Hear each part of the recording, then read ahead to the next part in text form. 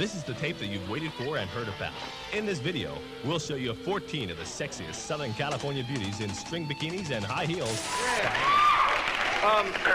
What's your real last name? Van Varenberg. What is it? Van Varenberg. And why didn't you use that? It's too complicated. Van Damme, it's more strong, you know, like Wham Bam. Thank you, Van Damme. When Jesus went into the temple and he cleaned out all the losers, that's what this show has done in Chicago. We have come in and we have cleaned out all the losers. Could I quote it? Thank you. Yeah! Could I quote... Dom, Man, I am super excited for this. your costume, man, looks great. Thank you so much. Are you Yeah. gonna get dressed up? This is my costume, bud.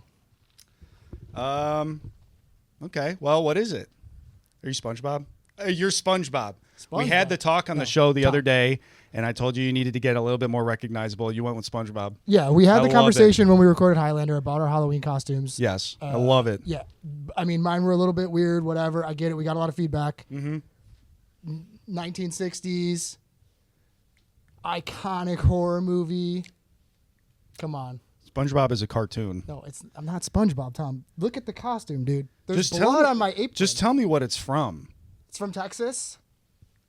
Was that is it an Italian movie? You have to narrow No, it down it's for me. not Is it Why would French? there be an Italian movie based in Texas, dude? I don't know. You love that shit. You love that goofy shit. When I do. asked you to be on the show, and I thought we were going to watch American movies, you come on here dressed up like an Italian street urchin Yeah. All right. from some movie I've never heard of. It's ridiculous. Yeah. It's It's the Anchorman! Oh, hey, oh Josh. my god! I'm the Anchorman! Oh my god! He's the Anchorman. Anchorman! Do you remember this? I remember the Do you movie. remember this movie? I don't know. Dude, okay. I love that lamb. Oh my god! I don't. All right. Remember when he says that in the movie? Yeah, When he the Anchorman definitely says does it? not say that. But It's it when look- Anchorman. you John look good. Anchorman says that he loves His the lamb. name's not John at the- Anchorman. At the party. Oh my god! I Milk can't was believe the it. best choice. Yeah, I don't know if he says that either. Finally, a little bit of recognition. Finally, a little bit of That's what I'm recognition. Josh, you know what my costume is, Unbelievable. right? This is a winner. This is a winner. This is what a winner looks like, not whatever this is. All right. That's the Mohicans, right? Yes. No, dude, this is Yes. not Last of the Mohicans, Yes. dude. Last of the Mohicans. No. You're Hawkeye from Last of the See, Mohicans. I No, thought for a Hawkeye second, I from thought Last he of the was. I Mohicans thought he is was. a I thought he homeless was white bitch ass child from that that gets weird adopted. Italian movie. No, I'm not Pijoch He's from the the- Brazilian movie either, Yep, dude. Yep, guys, yep. He's the. No, it's. Are you sure? Like, guys, I'm positive. I thought- 100% I swear. positive. God, Anchorman, I walked- you came in here. Let me tell you something. I came in here. I thought no one's gonna do it.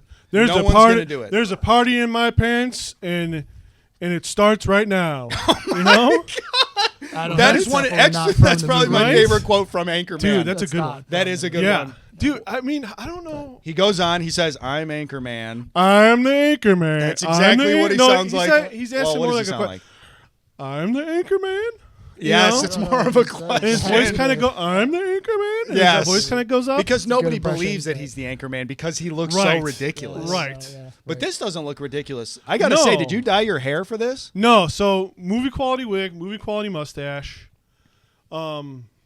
Kind of a bitch to put on, I'll tell you that much. Yeah, it looks so time consuming. I legitimately Yeah. thought Josh No. really went all out. He dressed up like a character people Yes. want to see. For sure. And Unlike you know this what? Italian definitely street recognizable. urchin. Mine's recognizable too. I mean, I was trying not to be a grindcore contrarian troll and tone it down for the people that don't know So wait, who what- Hawkeye is. Who are you? Pizoch Who is that is. supposed to be? What This is is that? fucking Leatherface from the fucking Texas Chainsaw Massacre, dude.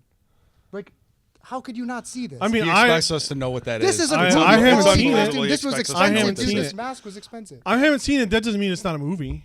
Like I do believe that it is a movie. I don't think that Marsh made it up, but I didn't just make don't think that anybody's actually watched. well, let's add. How about? So I went around in this all week. I've been dressed like this all week, and I went around my neighborhood, and I was just minding my own business, and I got so many Anchorman. You're the Anchorman. Yep. The lamp stuff, Yep. and like the everyone lamp stuff is so priceless. It's Like so, I literally, it's everyone was so like, "You're priceless. the Anchorman." So like, did you walk around your neighborhood? I bet you. I mean, I can't imagine. did anybody say you're? I can't imagine you were walking around. in that. Your face. I mean, no, I did not walk around. You know It's what? Pretty when scary. I walked in here, and tell me if I'm wrong. When I walked in here, I said, Right. "Are you SpongeBob?" No, that I don't even know why I Where do thought you guys Hawkeye. even get that from? I don't even know why I Yellow? thought- I don't know either. I'm Hawkeye's wearing not a yellow. tie? You know who is yellow? Dude. Yes. Dude, I should have been Patrick, man. You should have been Patrick. Actually, that does make a lot of sense. Yeah, What do you dude. guys? We would have had SpongeBob. We would have had Patrick. I could have been Sandy. Yeah, you would have been good, Sandy. I think I would have been. I'm just saying, like, I do have the teeth for it. I think like Tom and I put a lot of thought into our costume, and it seems like you just like. You it threw seems something like together, you put something yeah. on, and you're trying to pass it off. You as one pulled of stuff your, like, out of your niche movies. closet. It's And like it's a little late. it's Like I just said, like I I got this kind from of Trick or Treat Studios. It's movie quality. like I don't know if I'm gonna be able to mask get this and off. outfit. And you shouldn't because I it think- looks good. And I think I got a you Joe Dirt blend going in on. well. I got a with Joe it. Dirt going on. Yeah. So I think I'm gonna have to. Joe I might Dirt. have to wear this for a long time. That would have been Joe Dirt. Yeah, And you know dude. what? The best part about that wig not coming off, you can just do Joe Dirt next year. Hey, you know what? Joe Dirt Anchorman crossover. Oh my god, he's the king of this You stuff. know? He's the king of this stuff. I'm He the comes up with these Anchorman, crossovers. and I'm Joe Dirt. We I'm talk- Joe. I'm Dirty Joe. You know, dude. It's shared universes are all everything nowadays. We'll talk about that Shared more. Do you universes. guys want to start our Halloween spectacular? Do I I ever? guess, And dude. you know what? I loved this movie, and I'm really glad we're going to get into it. And I'm so glad that I'm here with my two friends, one who cares about Halloween and one who does not. All right, Yeah, same. Let's play the music.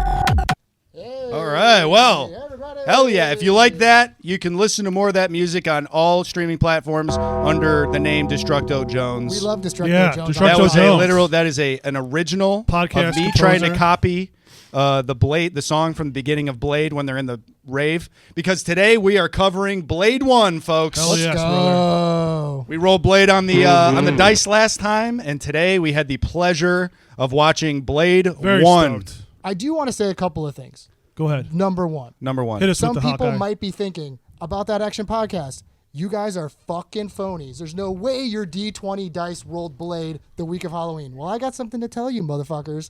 It did, and we would never totally lie did. about We it. will lie not about lie that. about the dice. We got, if anything, this podcast is a podcast of integrity, and we would never do that to you No, folks. yeah, definitely. It is would not true. lie. It sounds like sarcasm when we say it that way, but I swear to God, we No. did roll Blade. I And- am not and being I am sarcastic so happy at all. that we rolled Blade because I awesome. planned to dress up like Severin from Near Dark weeks ago, and it just so happens to be Very fitting. the movie we're covering today is a vampire movie in Blade. So if you haven't watched the show or you haven't listened to the show, this is about that action with Tom. I'm Josh. And I am Hey, Marshki Marsh, otherwise known as GR76 42069. Magnus Comes Loudy, the Drop Man, and Leatherface for the video The viewers. big dogs. Big dogs.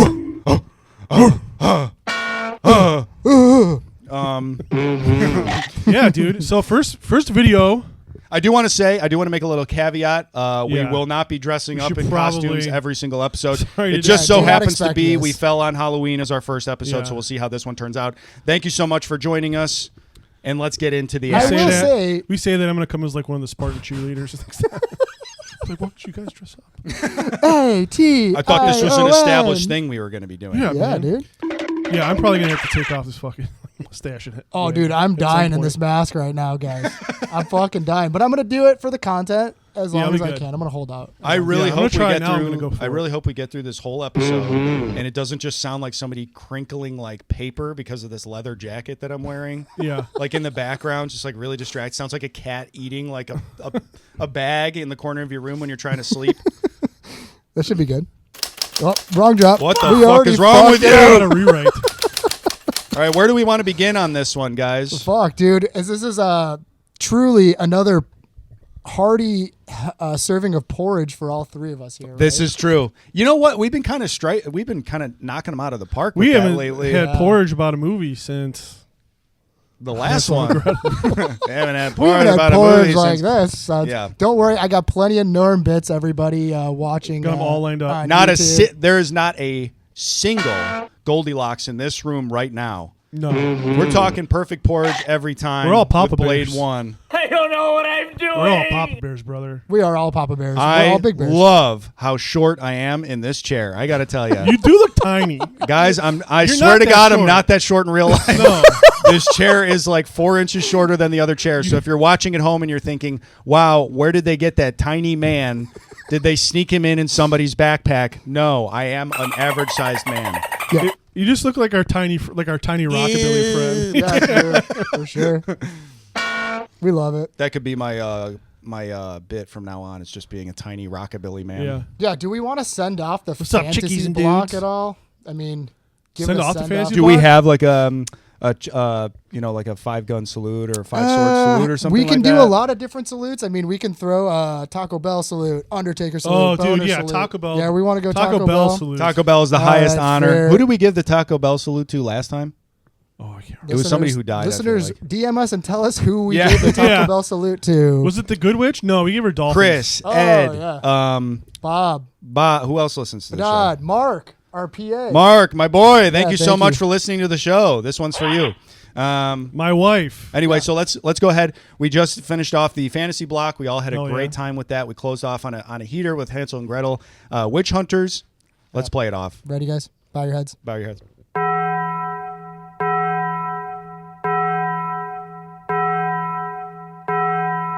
All right. Beautiful. You will be missed, Hansel and Gretel, Witch Hunters. You will be missed fantasy block. We You had will so be much missed fun. fantasy Surprising block. not gonna lie. Yeah. I think because I hadn't seen besides Highlander, I hadn't seen any of those movies. Yeah, Highlander was the only one. It was a good block. Yeah. I didn't not for nothing. I was like, I don't know I didn't like going to block like Expendables. I went into that block thinking like, okay, this is gonna be at least like stupid and like fun. Yeah. But like, there's like most of those movies like we all liked those movies, right?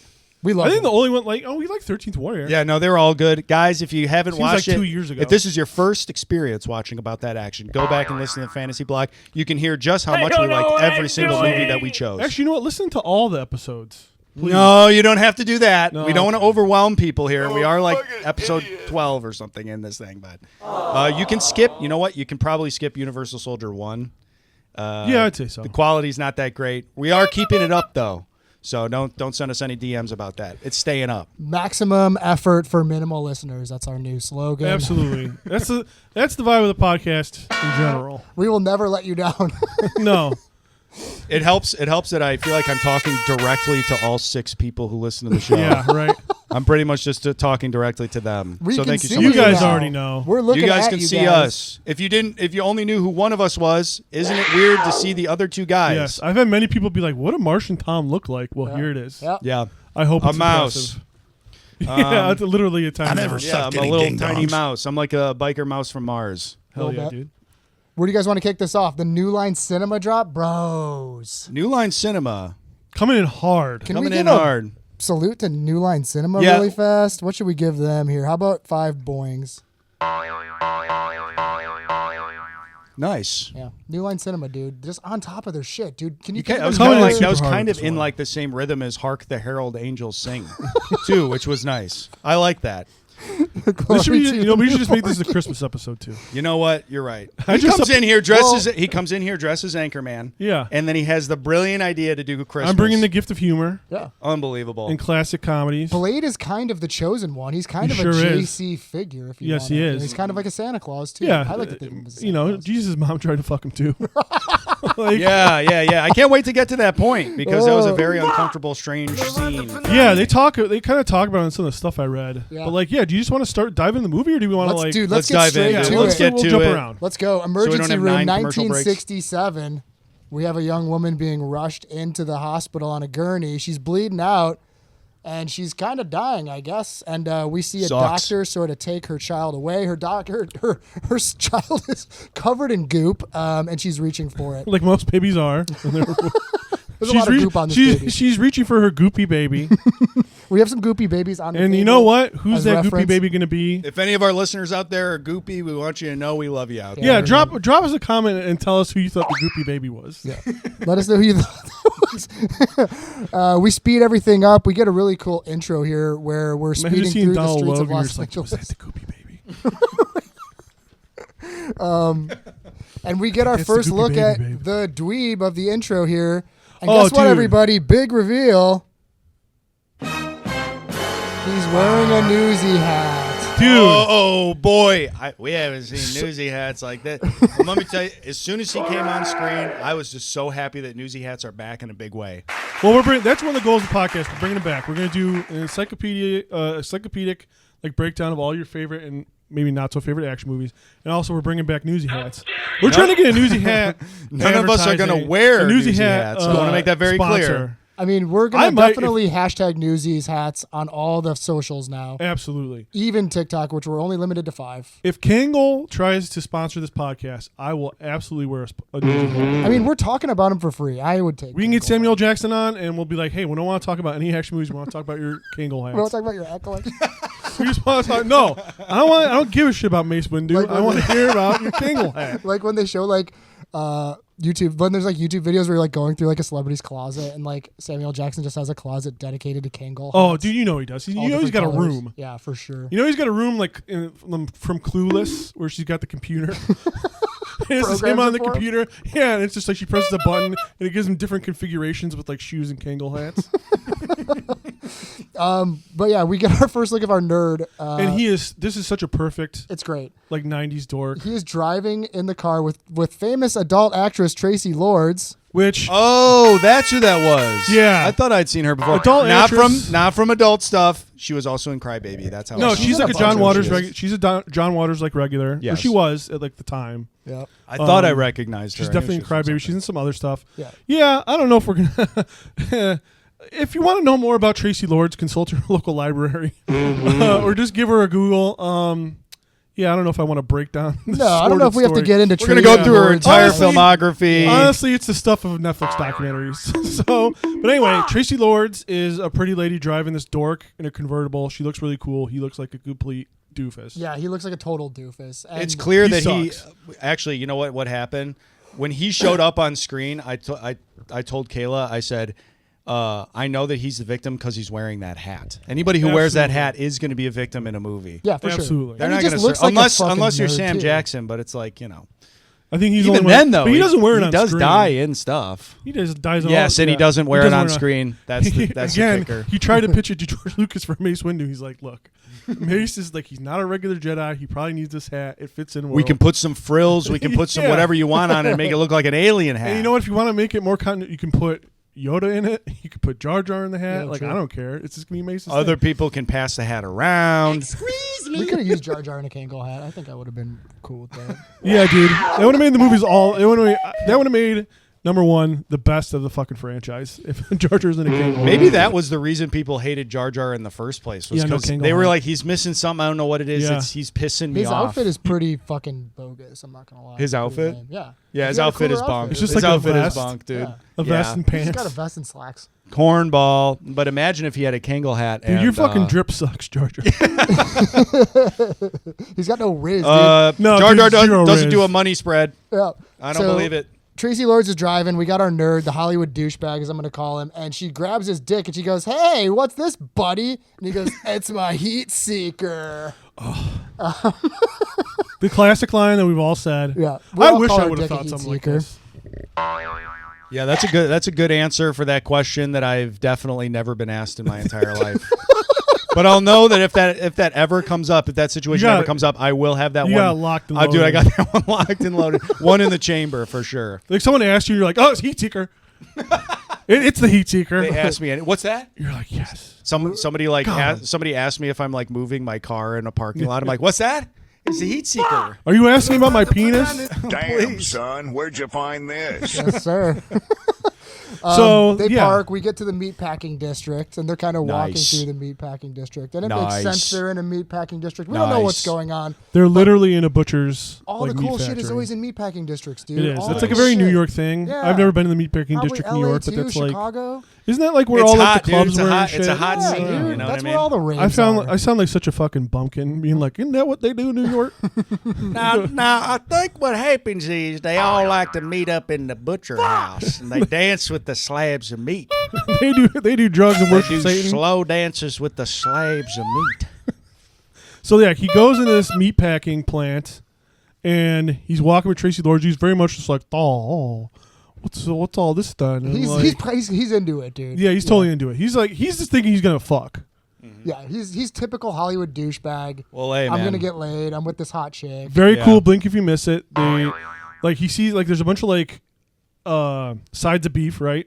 Like cow carcasses, and then he sees this one butcher shop, one butcher drag this bag across, and he's like, oh, what's that? And blink if you miss it, but it's obviously a human body with some blood. You guys saw that? Oh, right? yeah. No, I totally did not. You Definitely didn't? caught No, there's a human body in one of the bags that they have the beef in, the cows in, and it leads you to believe they're this is where they There's some process, human fucking blood and twisted shit. frick shit. He's like, what's that? He's like, what's that? And she's like, no, come on. She's like, keep looking. Let's just no, go. let's go. You know what? It really goes to show how easy it is to victimize men if you're an attractive woman. Oh, absolutely. Dude, if a woman Eileen tries to Wuornos killed lead a me ton of into guys a and she's meat not packing plant, and I'm like, wait a minute, what's that? And she's like, just keep following me into this meat packing plant. Yeah. I'd be like, I think I'm good. Yeah, I mean, fucking they Me launched, now, but the Trojan War was launched over a lady. I think that the amount of things that a man is willing to do for a pretty woman, yeah, The exactly. list is very long. It's got to be so easy. And She sorted. put so low effort into this. She probably just went up to him and she was like, "Hey, you follow me." Oh, And yeah, he's you like, know. "Okay, anywhere you want." Yeah. Yeah. Hey, I'm going to Stupid take you boy. somewhere. It sounds good. We'll go. They get inside the rave. It looks badass. It We looks get cool. a couple of different cuts. He's into it. He's dancing. We see our first shot of the character Quinn getting a blowjob and making out with a chick. Donald at the same Lowe. time. Oh, dude, Donald Dad Lowe. for Grounded cornrows. for Yeah, Life. yes, cornrow grounded for life. I wish I knew the Grounded for Life theme song, but I'm just going to do the Malcolm in the Middle. You're not the boss of me now. Yeah. Probably, But it's when probably the Fox pretty line up- interchangeable. Yeah. But yeah, Donald Lowe's getting a suck job Yeah. from a And lady. he looks pretty sitting next badass, to guys. He's another wearing a lady. cowboy hat. I And he wanted has to say cornrows. Very after Mickey this- Rourke from Expendables. We were talking about cowboy What is hats. cooler, cornrows on a white guy or Kangol hat? Ooh, well, you know what? You can't have both. Go. Oh, you can't. Okay, never mind. You're not allowed to have both in this hypothetical. I gotta so- say Kangol hat. Okay. You can take Kangol hats off a lot easier than cornrows. I'll say That's that. true. You gotta commit to the cornrows. You really have to want them. You really got to want them. I So- do think he looks pretty cool. With the He looks dope. Okay. He looks good. Apparently from a research tidbit, he auditioned with the cornrows. He auditioned with the cornrows and the cowboy hat. He walked in and he was like, That actually wasn't a part of his character? he made it a part of the character. Oh. Donald Logue Yeah. himself was like, and the director was like, "This is the fucking guy." Stephen Norrington was like, dude, this guy rules. And you're automatic in the room, hired him in the room. It was like, all right, Is this a Donald. bit? Is this a bit? This is No, not I a swear bit. to God. Really? Yeah. Yeah. Just so everybody's I thought this clear. was a bit. No, we'll Oh, link my to bad. some of the My articles bad. in the podcast description. Yeah. I swear to God, Donald Logue picked his, at least for this initial scene, picked his wardrobe and his hair. I swear to you, Tom. Yep. Not a bit, Tom. I'm not lying to my little mouse Sometimes, buddy. you know what? Sometimes you take a swing, sometimes you miss, and sometimes you knock it Oh, out of the park. You fucking hit a grand slam, what you did. And he did. He sure did. With We the would also cornrows. never gaslight you like So that, it makes Tom. me no, think. dude. No, we're real friends, man. Yeah, we would never do that. But he. It also makes me think how many opportunities could I have really locked in had I had cornrows? Never too late. Yeah, you could do Never it too now. late to I mean, you try. cut your hair, dude. You can't do it now. But I you know. can Well, grow I'm back growing out. it out. It'll come back. Give it a You're shot. going to see episode 50 and Tom's just got nasty white boy dread. It's nasty. I'm going to come in here like Jared Leto in Panic Yeah. Room. That's going to be my next goal. That's my next aesthetic. He looks awesome in that movie too. But so Tracy Lords promptly ditches the doofus and starts dancing with another hot lady.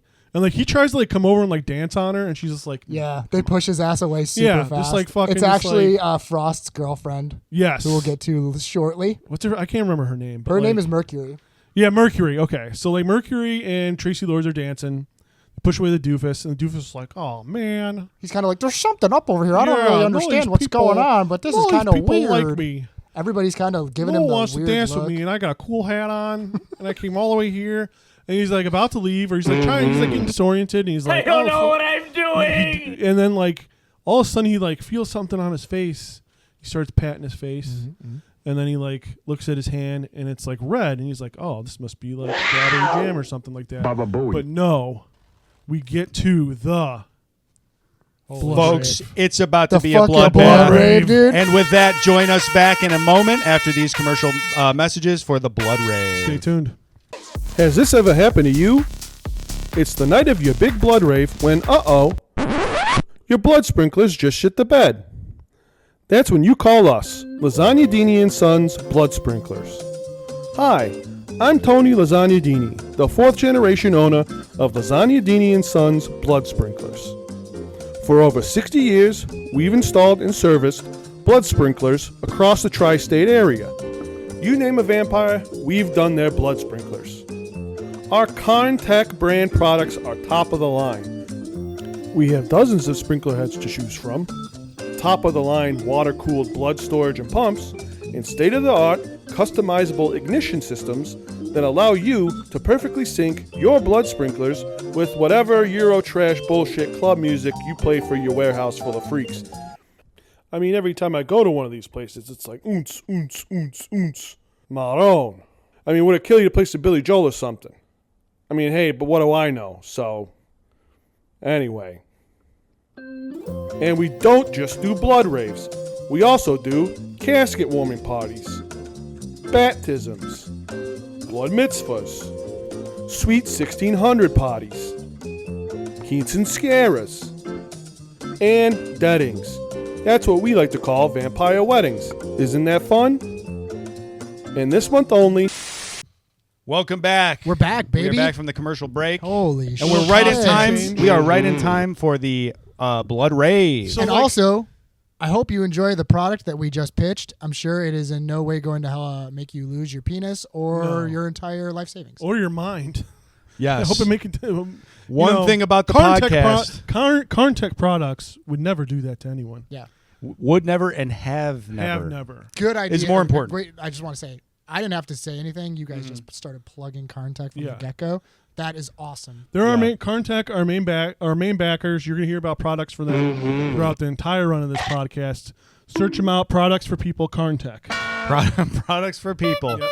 That's right. Yep. Clear, concise, straight to the point. Let's talk about the blood rave. So Oh my God. So maybe the most iconic scene Absolutely. of the movie. 100%. Yeah. I mean, maybe one of the most iconic scenes in a movie, Period. I think it's especially like a vampire movie. Absolutely. Or, Horror, like action movie. I think it's like only grown since like the movie came out. Yeah. Like, I mean, I was young when this came out. I think I was like 10. Yeah, 98. Yeah, So 98. like, it's not like everybody at school was talking about Blade No. in elementary school, but like, still though, I feel like now, especially in like the past like 5 years, I feel like you've heard a lot about like people referencing the blood rave. Like, have you guys ever watched What We Do in the Shadows, the TV show? I have not. I've seen the movie though. There's like a whole like storyline where one of the vampires like starts a nightclub and she specifically wants like blood sprinklers and like a blood rave, and it's like, and I think it's like really permeated like the pop culture like milieu of this like super iconic scene, and it's like if you haven't watched this, I mean, watch this movie in general, but like if you haven't watched this movie and you want to check out like a clip, I would say check out this clip and then maybe like some like Wesley Snipes like maybe quotes. some kung fu shit. It's also or some literally the kicking. first like 5 minutes of the movie. Like It's a killer. kicks It's off, such like, right a away. killer like. And if you intro. haven't seen this movie yet, in 2025, brother, you got to go see this one. Yeah, you're Yeah, what are you doing? fucked up, It dude. is streaming on What's Hulu. wrong with you? You better be under 25 years old. Yeah. You, might have not seen you this better have movie just yet. been born filled with goop, pulled from your Yep. mother. You He's better some be. Gen You Z better still have goop moron. on you. Honestly, you better Yeah. still be You covered better be a in goop baby. You better be a goopy. And we're not a talking goopy Gwyneth adult. Paltrow. We're not. Yeah, talking we're not talking Gwyneth The Paltrow. best part about this podcast sometimes is like when we're doing it, and I'm like, we have these drops that are like perfect for what stuff we're talking about, and they never get played, and I'm like, oh yeah. Why am I drippings with goo? That's been on for weeks, and we finally found the most. I just like play that at like times it makes zero sense, and Yeah. like we're talking about goop, and I haven't once been like, I should probably play that fucking drop. Okay, so the Yeah, sprinklers you listen start. to the podcast later, and you're like, fuck. The sprinklers start spraying blood everywhere. Obviously, the vampires love it because that's what they eat and drink. And the doofus is terrified. He's Of like getting course. covered. He's and like, what the fuck I mean, is I going wouldn't be scared. on? Huh? I wouldn't be scared. No, neither would I. No, I'd be into There's that. I'm a something funny sick about fuck. me. I'm covered in blood all the time. About me being all the way down here and being like, I wouldn't be scared. Hey guys, I wouldn't be scared. Ew. Yeah, this is like I a would new bring thing out that my they- giant lolly and I would fight off all those vampires. with my giant hey lolly. there, vampire. Hey, I don't like the cut of your jib, mister. I'm pretty sure I watched a documentary about like a Silicon Valley guy who used to own PayPal, and he does this with his son's blood like every day. He just showers in it. to stay young. Yeah, doesn't he do something with like the semen too? I feel like he does something with. He injects. He's his- like he's like an his son- insane guy. He injects his son's semen right into his spinal column. It truly is something That like dude, that. that- Or that- like he does dialysis with semen into his nutsack. You know, what? I haven't heard that, He but gets if you're it put talking back about into his penis, dude. the fucking Brian Johnson dude, Yes. yeah, Yes. he does. It's like a circular system. You It's mean like- Brian Johnson, the lead singer of AC/DC, dude? That guy too. Yeah, the same guy. I can't believe it, dude. We're breaking it. We're breaking it live right here on About That Action. Brian Johnson. the singer from AC/DC, does dialysis of semen into his own penis. And The best part about having a And video you could format now tell. too is there's no. And you could tell. We can't hide behind just audio anymore. So yeah, this It'll is be a lot saying it harder right to now. edit, so Here I'm are- not gonna edit it. here are our faces. we're sorry. saying it. Brian Johnson, if you hear this, obviously that's probably not true to my awareness. You know, I'm saying that. Fuck that. It is true. Brian Johnson. If you're hearing this, you're probably like thunderstruck. They're talking about my dick. No, but the blood rave, dude, it's fucking badass. The blood starts pouring down. The DJ looks super cool. He's got like flashlight headband dude. on. I it think says that- blood. yeah, it says- blood rave. And, does it I say think it blood says bath? Bloodworks or something? Bloodbath, I Bloodbath. think, Bloodbath. Bed, Bloodbath. Bed, Bath, and Bloodbath. Bloodworks. is Yes, what it said. absolutely. Yeah. It says it. Duh. And like the vampire, it's super horny. The vampires are like getting horny with the blood. Yep. And then like they look all, and then like all the shots are really cool of like the doofus looking around, and the vampires are just like hissing at him, covered in blood, and they're about to just like kill the shit out of him. They're Like, get- kicking the fuck out of They him. are- They're so, beating like- his I ass. love this scene. Just him Yeah. getting bullied like that. just It getting was the so shit weird. rocked. They're They not don't even even want- biting him. They're No, not they're beating the not. shit out of him. They don't even want to drink his blood. They just want to like give him a wedgie. This guy's like, These "You vampires, shut these vampires don't kill people. They just give the-" No, them they're wedgies. bullies. They're the Nelson Muntz. They of literally vampires. form like a gauntlet around him. Yes, and they're just they do. stomping him as he's crawling by. It's like they're everybody. initiating him into like the vampire gang. But who does he crawl up to, guys? Crawls Dude, up okay, to I want to talk motherfucking about literally last Blade. episode, Hansel and Gretel. We talked about how much we didn't like the fact that their costumes were like spotless, were like pristine. Right. Yeah. Blade's got to be pristine. Oh no, they He's can't- got to yeah. be He can't have pristine. a speck His of shit blood on him. cannot be no wrinkles, no It specks, works no so- dirt, no nothing. Blade's costume is fucking awesome. It's so all sick. the costumes. in He's this gotta movie be are The awesome. costumes are clean. all cool, Everybody's especially wardrobe. white guy cornrows. Very cool. All right. About That Action is a big supporter of white guy cornrows. Yeah, you know, Tom might like him a little bit more than the rest of us, but hey, we support your vision. Yep. we love you, buddy. We want you to have your cornrows. We love You don't have to convince us. a guy with vision. We love a good vision guy. We do. Like the one currently in the White House. That's a guy that needs some cornrows. Dude, if fucking Trump came out with cornrows, I'm like, you know, this guy's You know what? growing on me. 2028. He would Let's be just like, go for it. He'd like come out in cornrows and just be like, I got a poo. Dude, have you guys ever heard that? Have you guys ever? I feel like I'm the only person on earth that's heard those rumors.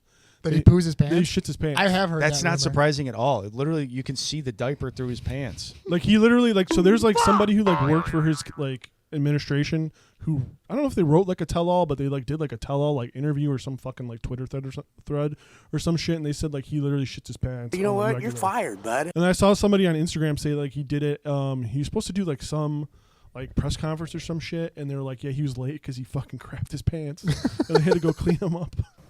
So he's like fucking the president of the United States just shits his pants all the time. Well, so do I. So that's not really like. Whatever, dude. Whoop-de freaking do. Dude, I'm not coming after you, but okay. So Blade steps in, fucking saves the doofus after checking him. Right, he fucking checks his neck. Or is that later? Is that like No, he towards checks the end? him later. The doofus Yeah. kind of crawls up to a boot. You don't know who it is. It's a big reveal. It's Blade. He looks fucking awesome. Blade, Jesus like Christ. from the movie Blade. And he just starts. Yeah, like from the movie. Mhm. Okay. Yeah, I just wanted, the movie we're I just covering. wanted to clarify that. No, not. I know that your name is Razor, and then you have a friend named Blade. Yes. Yeah, Not not your that friend, guy. Blade. Not your friend. Together, we kind of do like where we like connect our hands and then we turn Yeah. into one being. Yeah, Like a Super Saiyan type deal. Yes. it's Yeah, like a for sure. wrestling tag team thing. I mean, Yeah, It is a absolutely. wrestling tag team thing. Or Razor Blade. yeah, Razor Blade, and then you guys kind of go. Ksh. Yes. And this is a video format now, so when I do that, people know what People I'm see what fucking you're talking doing. about. We don't have to describe it anymore, which is beautiful. No, I dude, don't yeah. have the vocabulary to describe things on the fly like that. I don't know what I'm doing. But he just starts fucking wrecking people, wrecking the vampire shit. This entire scene is just Making him explode. killing Well, like fucking disintegrate. vampires. It's awesome. indiscriminately. Just like shoot him with that shotgun, which is like a steak gun. No, it's like a shotgun. So the It top, shoots the steaks, top too. barrel, Top is a- yeah, like the top shotgun. barrel shoots silver pellets, Right, and for the sure. bottom barrel shoots steaks, he's- which is fucking sick. He's Yeah. disintegrating all the vampires. What's he cooler like than that? he like shoots one of the steaks and then like purposely throws it. Oh, he like kicks. He like hits one of the vampire's legs out from under him with the shotgun. Yeah, he throws the shotgun and at then him. purposely throws the shotgun at Yeah, him. Yeah, it's it's awesome. dope. And you're like, okay, what's that shotgun? And Shoots you're a like, stake he through lost the Tracy shotgun. Lord's head. Oh yeah, she tries to like fight him. He's just like, no, Yeah, fuck and you. he's fucking him up. There's some really awesome fight sequences here So too. cool. A vampire grabs 2 meat hooks off the wall. Oh, yeah. Starts like throwing them around like they're samurai swords, and he has a fight with her. It's awesome. It looks so good. And Folks, and his we're kicking gun's off cool. hard. His handgun's cool. Oh, dude, the modified Mac 10. Dude, it's I looked so that up. awesome. I was like, what the hell is Yeah. that thing? It's a Mac 10 with like a weird thing on it. It looks awesome. I don't know anything about that, folks. I'm not gonna. I'm not the one that's gonna get us on a list. No, But he that's starts- Marsh. Yeah, most definitely. I got to poo. So he starts like he's lighting up these vampires, and he goes, and then he gets to like where he gets into like that like. It looks like a shower room, but like it's not. It's in It's like. like I think we did. We both read the same thing. Like I said, Right. we'll link it when we post this to the socials. That's like a kill room. Yeah, Oh, it's like yeah, the bleed. right. It's like where Yeah. they bleed the There's like, bleed out the there's like a cows. section where he's like standing on the ledge of it, and it's a circular room. He's got like a really really cool like ninja star boomerang thing I that think he it's called throws. the glaive. He throws that in a circle. It kills like 10 vampires. He like smiles catches before it. he does it, and like Yeah, he looks awesome. so cool. Now, I do want to talk about how influential this movie was to not just saving Marvel Comics and saving like comic book movies in general, but also just the idea of like he really was like the #1 anime guy, like the #1 autistic anime guy. Do you know what I'm talking about? Are you talking Wesley about Deacon Snipes? Frost or No. Wesley I'm talking Snipes? about Blade. Like Blade's character in this movie is like the prototypical, like the very first guy where it's like he has a sword, he's got the long coat, it's all slick. Oh, yeah, he's for like sure. he's Like, always okay, doing something cool. He's always like yes. every time he does something. Like constantly aura forming. It's like That let's type say of let's guy. say I have a problem with you. I want to Yeah. kill. I Yeah, of came to course, kill you. yeah. He's always like this first. I got you. Like his Yeah. sword is straight down. He's not even looking at you, and he's like, "Did I come at a bad time?" Yeah, Yes. yeah, You know what I mean? For He sure. was the first. He's to constantly do that. doing the coolest thing in the room. Yeah. Always the coolest thing in the room. Always the coolest guy in the room. Cooler heads always prevail. It's always him. And like this movie it came out a year before The Matrix, and you can clearly see. Yeah, for sure. Now, could Right. it be the sign of the times as far as like the technology? A lot of technology was coming out that was like really innovative and blah blah blah. Maybe. I'd like to think it's just because of Blade. You know what? So this movie does bullet time before The Matrix. It sure does. Yeah. And like, so they're probably. I mean, I think The Matrix was probably. If I had to guess, the Wachowskis probably had The Matrix in their back pocket for like a long time. Yeah, I think they were even filming. Yeah, it at I the mean, time this obviously came they were out. filming at this time. No, But- I'm trying to add to what you're saying. Of just like I think that like they were pulling from the same well, but I think that Blade set the precedent of like you can do a movie that looks like this. Yeah. And people are gonna dig it. And I think if anything, because like I bet The Matrix is in production, but they're probably just like, whew, thank God that people like these type of movies because like it's For probably sure. kind of a gamble. It's like a really high concept movie, Yeah. and like Keanu's like stars kind of fading at the time. I mean, so like to have Well, talk about fading stars. I mean, this is like Wesley Snipes' bounce back big time For sure. with this movie. he like so like. I think definitely it sets the precedent for like those Matrix type movies. I mean, they in one of the articles I read, they were like, "This is obviously like Celine in Underworld, Kate Beckinsale in Underworld, like Mila Jovovich in like the Resident Evil Yeah, movies." Very, Sure. very, very true. It's like this movie's like been like I mean the look. Apparently, X-Men was also in production like at the same time or like right after. I mean, the look in this The 2000 obviously, X-Men, yeah, from 2000. like the leather costumes and everything like that. The very clean like leather costumes. The grayness of the cinematography. Yeah, absolutely. And like this movie, so like it's actually kind of interesting why this movie got made and like what it did for Marvel, because a lot of people say like it saved Marvel from bankruptcy, and that's like part of the story because Marvel didn't make any money off this movie really, because like so what was happening in the 90s, they started going bankrupt because like the CEO put all their money into like comic books, but then people stopped buying like traditional superhero comic books, and they started buying more like Spawn and like other like more like indie comic books, Yeah, like the from times were Image, changing, right? yes, more adult like oriented comic books, and like And before that, Marvel Comics was only selling like X-Men and Spider-Man. No one gave a shit about like, which might sound crazy to some of the people like listening or watching. Like no one gave a shit about Iron Man or Thor or Captain America. Like no one gave a fuck about any of those people. It was just Spider-Man and X-Men selling comics, and then they started not even selling comics. So to pay off some of their debts, they started. It was just like a fire sale of like character IP. So then they sold Blade, I think, for like $25,000. Whoa, that's crazy. They made no money because, like, again, Blade's like a niche character. Like, no one gave a shit. That about is Blade. true. That is, and like, he was like kind of. If this movie didn't exist, people probably still wouldn't. Right. Yeah, we'll get to that point. I mean, eventually, but I want to say like, there is no Blade without this movie. I know that it's based on an original comic book character, but Wesley Snipes and the writer director of this movie created that character. Oh, 100%. David S. Goyer and Wesley Snipes. So like what? So like they finish the IP thing. They sell Spider-Man, they sell X-Men, they sell Hulk, they sell Fantastic Four to like different studios. It's like Sony got Fantastic Four and Spider-Man, or like, and then Fox got X-Men, or like Fantastic Four went to Fox. Either way, like, so then they're left with nothing basically, and they're still out. They had like some of this money, but they're like, we don't have anything going for us. They merge with like this toy company to like save them from bankruptcy, but they're still just like not making any fucking money. So meanwhile, Wesley Snipes wants to make Black Panther. He wants to be Black Panther. He can't really find anybody to do it. He talks to John Singleton, the Boys in the Hood director. John Singleton's like, hey, let's make Blade like a Black Panther, or let's make Black Panther like an actual Black Panther during the Civil Rights Movement. And Wesley Snipes is like, that's not really like what I wanted to do. Like, he's like, John Singleton's cool. Like, I respect his like vision or whatever, but it's like, that's not what we want to do. CGI is like not really like up to par with like what they want to do, because like Wakanda, he was like, I want it to be like this really neo future like thing and like be a real like set piece of the movie. I want people to look at Africa as like this like jewel of like the world, because like Africa is like really important and like really great, but everybody thinks of it as like in this westernized view of like this like backwards like continent. And he can't make he wanted MJ to do the soundtrack. I love Josh's very like PC hands, like making sure he's saying all the right words, and then just to hear woo. Yep. That's so fun. That was excellent job. So he can't make Black Panther, so he's like, I think he literally quoted as saying like, well, let's just make a black vampire movie with Blade.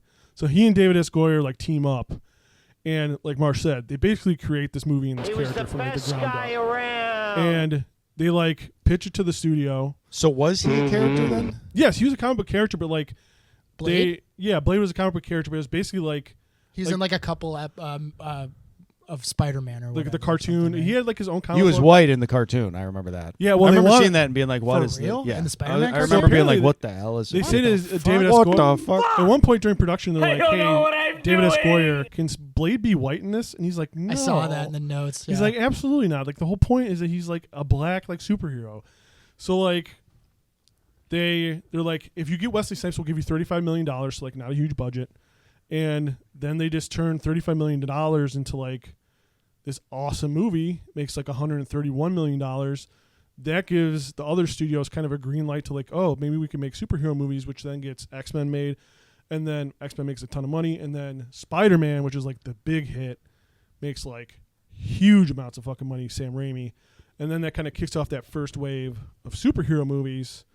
And I mean, also like then indirectly responsible for like the Batman movies, because David S. Goyer goes on to write 2 of those. Yeah, insane. He wrote it's a crazy Batman career. Begins and The Dark Knight. Yeah, it's crazy. Like Christopher Nolan, like specifically. And he wrote Man of Steel. I think we talked about that the last. And I think episode, like too. Batman versus Superman. Like Crazy. he wrote all the. Well, he could have done better with that one. He wrote all like the Call of Duty like Black Never Ops seen video games. He's like a crazy career. Oh shit! Yeah. That's crazy. So then, but again, Marvel doesn't have any of the rights to any of these movies, so they make dick.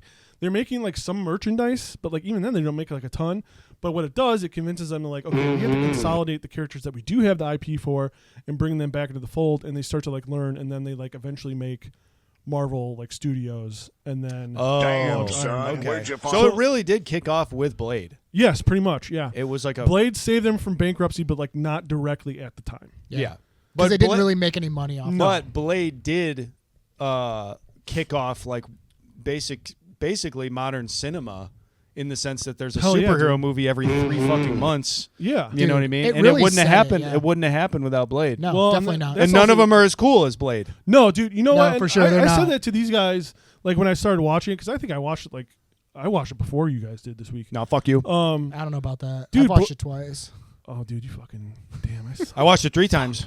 It was on when you guys fucking walked down I here. watched it 6 weeks ago. Damn, dude, you guys are so Sorry. cool. But like, Blade is just like the coolest superhero. He's the coolest. He's man. up there. As Dude, soon as he's on the screen, It's I know somehow fucking they- Wesley they- Snipes, dude. He fucking Wesley kills Snipes it is as just- Blade. He's so good. Yeah. apparently kind of like separated himself from the rest of the He went cast. full fucking what do they A little call it? method. Method. He went full Yeah. method. Apparently he was on Letterman in like the outfit. I fucking love that though, dude. I wanted to he's find that so cool. Honestly, good at if it. if I had access to that outfit, I would also Dude, wear it all he the looks time. so awesome. he looks badass. When he has the bomber jacket with the vest over it, I was like, that's it. He should Yeah. never change. You know He how looks so some cool. people Even say in like public. when they're talking about these superheroes or whatever, like Chris Evans as Captain America. I don't see Chris Evans and I'm like, that's Captain America unless he's got the No. suit on. When I see Wesley Snipes, I instantly think Blade. that's Blade. Like he literally created such an iconic character. I can never like let that. I mean, he's great in everything else he's in prior to that. He's a great dramatic Yeah. actor. He's in a lot of really good awesome movies. action star. But I mean, dude, talk about cementing your legacy by creating one of the coolest characters of all time. And like I said, based on a comic book, like whatever, like for the fucking nerds out there. Yeah, we dorks, hate fuck you. Fuck We you. hate you, nerds. You Oh, ruined our jocks lives. only, Like, dude. Jocks Actually, rule. he was Nerds in suck. Episode 597 of Spider-Man Intergalactic Universe. Get fucked. Yeah, you suck fuck your own you. dick while you watch the fucking cartoon show. I don't give a shit about Dumbass. what Blade did in those comic books. I don't give a Demonetize shit. their first episode. We're gonna get so much hate, dude. When I put hashtag Marvel on the fucking TikTok. Okay, for we this want to one. make it very clear. I don't hate nerds. Marsh might hate nerds. I don't. So if I you do guys hate want to hate, nerds. if you guys want to hate the show, just DM Marsh personally. Don't DM the show because I used to go to comic book conventions. I used to dress up and all that stuff. So I'm one of you guys, really. Alright, whatever. Your scent intermingles with Tom's empathetic to the their fucking. natural musk. I'm empathetic to the cause. Tom's former incel energy is I'm coming an. out. I know what am an they're going ally. You don't know what I you know have what they're no going idea through. what they're going Whereas through. I am better now. I'm all better now. Oh, I I'm want all to come better. back Yeah. inside. I hear weird things I out hear here at funny the Comic things Con. out Let me here. back in. Just I hear a, funny things in the Rosemont lobby. just a can of beans. A can of beans in a shack in the Donald A. Stevens Convention Center. I'm all better There's now. a noose behind me in my hotel room where I'm sharing with 15 other people, 15 other weebs. As soon as he comes out, he just grabs somebody in the face. Plucks their eyeballs out. Dig my fingers into their skin. Keep an eye on Tom. He's acting weird. Hey, if you haven't watched Watch the thing, go check Clark. it out. Watch him close. Go check out the thing if you haven't Anytime you see a Spider-Man, watch him close. seen it. It's all go wrong and certain smashing stuff. problem? But yeah, I mean, Wesley Snipes really just absolutely kills in this movie. This is the and, coolest. Yeah, the backstory to making it is wild. And also, There's a ton more that I didn't even get to. another series of movies that we're not going to discuss on this fucking block, people. This is the Blade block.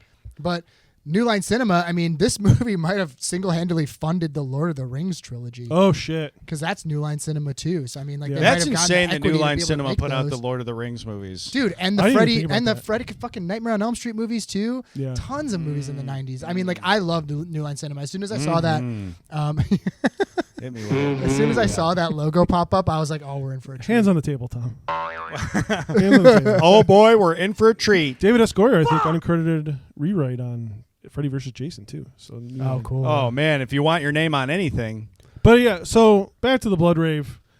The Blood Rave finishes up. Blade just cleans house. A lot of the vampires leave. Kicks the fuck out of a lot of people. Yep. And then he fucking with the stake. He gets the shotgun back and just stakes Donald Logue against the wall. And oh yeah. and when he does it, I'm gonna do it. It's gonna look so dorky, but he fucking shoots the stake gun at him, and then it goes. Yeah, that's such Coolest a fucking awesome fist part. pump ever. Oh, It's yeah, so yeah, yeah. awesome. He looks awesome. You know he ad-libbed that. So then he stakes. He's like, I owed you one, Quinn. And I think he says or does Quinn say that later? No, that's later. Okay. Quinn at this part is speaking like vampiric. He's like speaking their native language. It sounds like Billy Madison. He's like when he goes up. God damn it, Billy, get the hell out of here!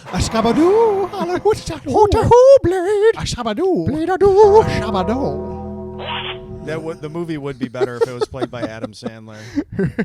Oh, Blade is gonna be a vampire killer. You gave the vampire community to Deacon Frost? It's supposed to be like you gave it to Eric. I don't know.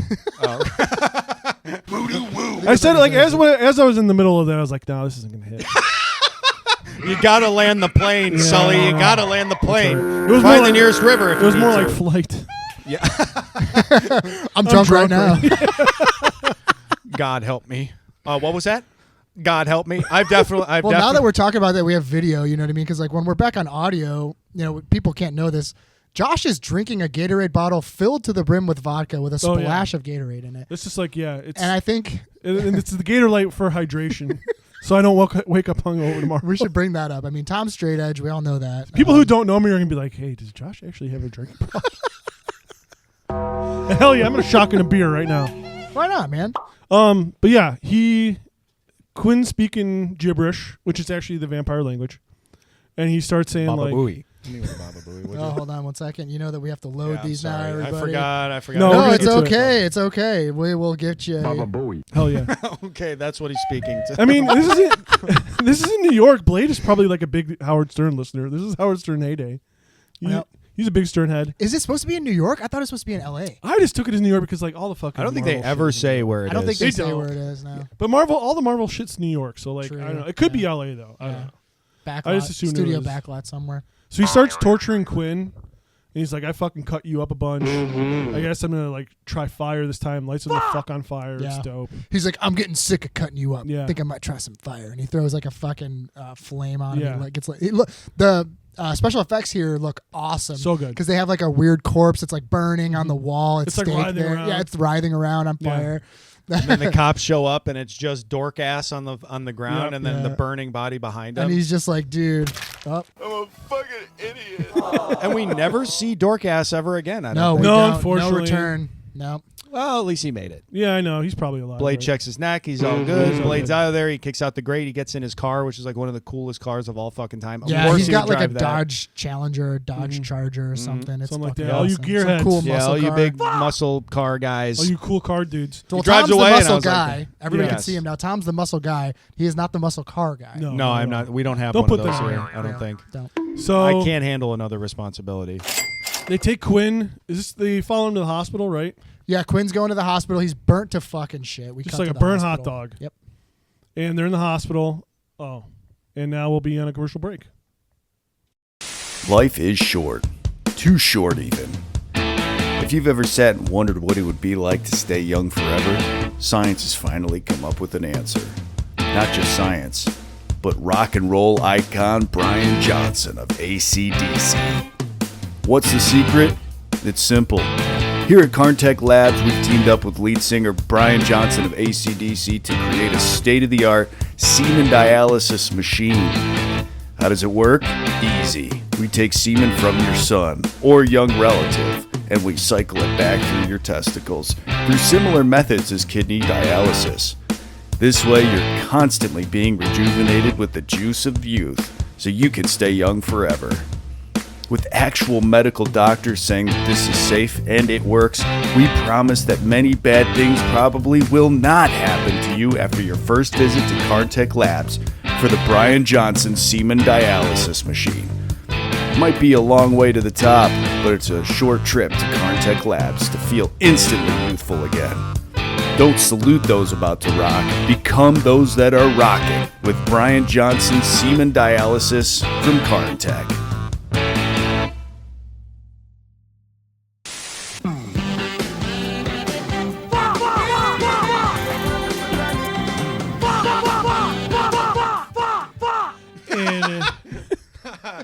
Have you been doing that this whole time? Every time you do that audio? I have not done that every time. I'm just experimenting, everybody. Okay. You know what I mean? We free ball it here on the show. We're coming up with Real new things. fast and loose. Yeah. So anyway, so Quinn goes to the hospital because it gets burnt to a damn crisp. There's a scientist, a coroner that sees him, and he's like, I don't understand. His hemoglobin levels are at an all-time high, or whatever he says. And then the lead of the movie, whose name is Catherine, right? Karen. So the main female love interest, Karen, is also a hematologist, and they're observing Quinn. And they're like, this don't make no sense. And then Quinn, you think he's dead, comes alive, bites the coroner dude and Karen, and then starts running away. And then Blade comes in. He's like, I fucking knew you were probably alive, and it starts goes to try to kill him. It's exactly what he says in the movie too. Absolutely, it's incredible. Yeah, he writing. says something cool. He looks at the camera and he goes, I fucking knew you were probably alive. Yeah, he does. 100%. He does say that. It turns out he was. I'm glad I got it right. Yeah, he also says nothing bad could happen. It could only good happen. Yes, he does say that as well. So he saved our country, really.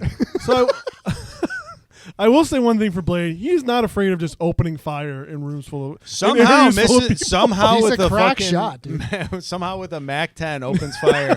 Also, my favorite part is he ends up taking the woman because she gets bit. But she kind of reminds him of his mom, apparently. That he wouldn't remember, by the way. Flashback. He wouldn't. How would he have any flashback memory of that? I don't know.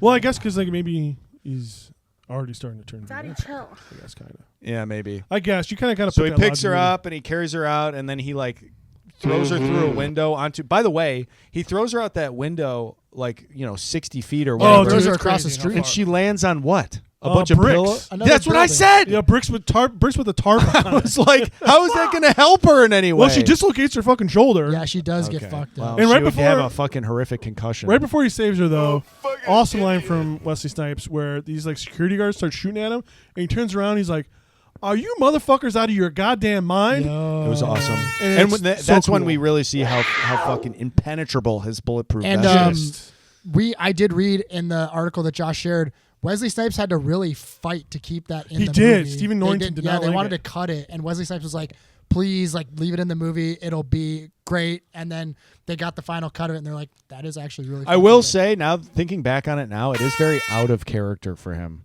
A little. Because literally the rest of the movie, he's like, I don't care about nothing. Yeah, a little bit more, not as stoic of the Blade. Yeah. I do think is it's a great fun though, line. because he's kind of close up with the security guards, and Yeah. they're kind of doofuses. They look stupid. Well, you know? considering he's running away with what's her face, and they're actively shooting automatic weapons at him, I was like, what is your goal? They here? literally get that fucking sniper guy to come to the That's window. such an American thing too. funny. It's like, I would rather kill the bad guy than save the innocent person. One armed black man, get the whole SWAT team, unfortunately. Yeah. And so they try to kill Blade. Blade saves Karen, pops her shoulder back in, takes her to his hideout with Abraham Whistler, Hell yeah. his stepdad. Pissed offerson. And they give her some sort of do they give her the serum? Or It's just garlic. He finds out that she was Oh, bit, yeah. and he gives her a shot that's essence of garlic. Yes. And she has a 50-50 chance of making it through the night, not dying or turning into a vampire. Spoiler alert, she doesn't die. I never sucked any ding She dongs. does kind of. They do stop her from turning into a vampire for a while, though. I don't know what I'm doing. Yes, it does Yeah. stop her from turning into a vampire. Later For in a the long movie, we time. find out that, it Yeah, it kind of wasn't quite enough. prolongs her disease, Yeah. changing her Yeah. over. Yeah. And while this is happening, we get introduced to our main villain of the movie, Deacon Frost, played by Stephen Dorff. Yes. You know what? It's so strange because I didn't really recognize him from anything else, and I realized he's in True Detective Season 3. Yeah. And I was like, dude, he was such a heartthrob in the 90s, and then in True Detective Season 3, he's just like a hillbilly guy. Yeah. He's just kind of old and frumpy. Yeah. I was like, what? That's the same guy? That's crazy. What a shame. I haven't seen True Detective Season 3. Is it good? It is good. Oh, it's awesome. Yeah, Season 3 is good. Season 4 is fine. That's Jodie Foster. Yeah. How do you guys feel about Season 2? I feel like people like Season 2.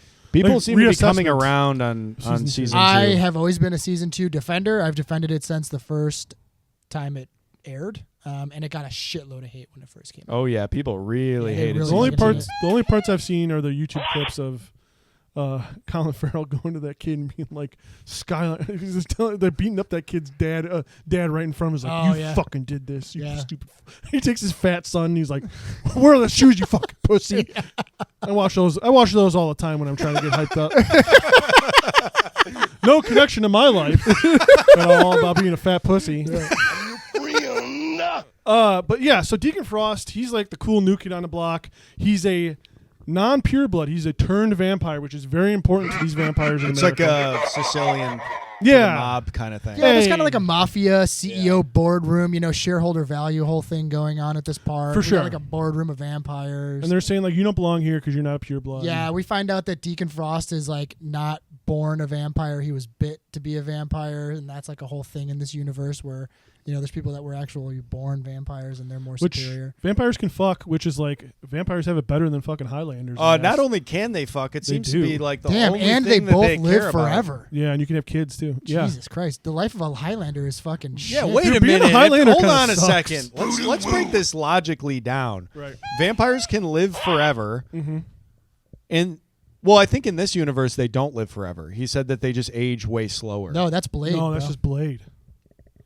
No, I thought Blade ages normal because of his. Oh wait, no, side. you're right, Tom. And he goes, Whistler, vampires age slower than us. Yes, so they do die. Because I was going to say, Blade ages like a regular human. Yes, that's right. Yeah, because otherwise, if they live to be infinity fucking years old, right? How would they not outbreed humanity? Yeah, and it's like there's ancient vampires. Like, how would you have like a Nosferatu type deal? Yeah, which they kind of do in like the second one. You need humans to survive. For sure. You need to feed on it. But we need cows to survive. We figured a way out around that. So we sure did. Beyond Meat, or I guess we don't. A product need them. of Carntech. Yeah. But Deacon's whole thing, the clown cow. That's a Carntech product. The clown That's going cow, in there. Oh, the clown Beyond cow. Meat, like BEEYOND. Yeah, it's made of bees. Yes, exactly. Yes. Nothing better than a good cut of beefsteak. Well, what we're trying to say here is, like cattle is like very bad for the environment, but there's a shitload of bees. There are it's true. They're don't not. Listen. They're not endangered at all. No, don't listen to that. That's a fabrication. And they're actually bad. They're also bad for the environment.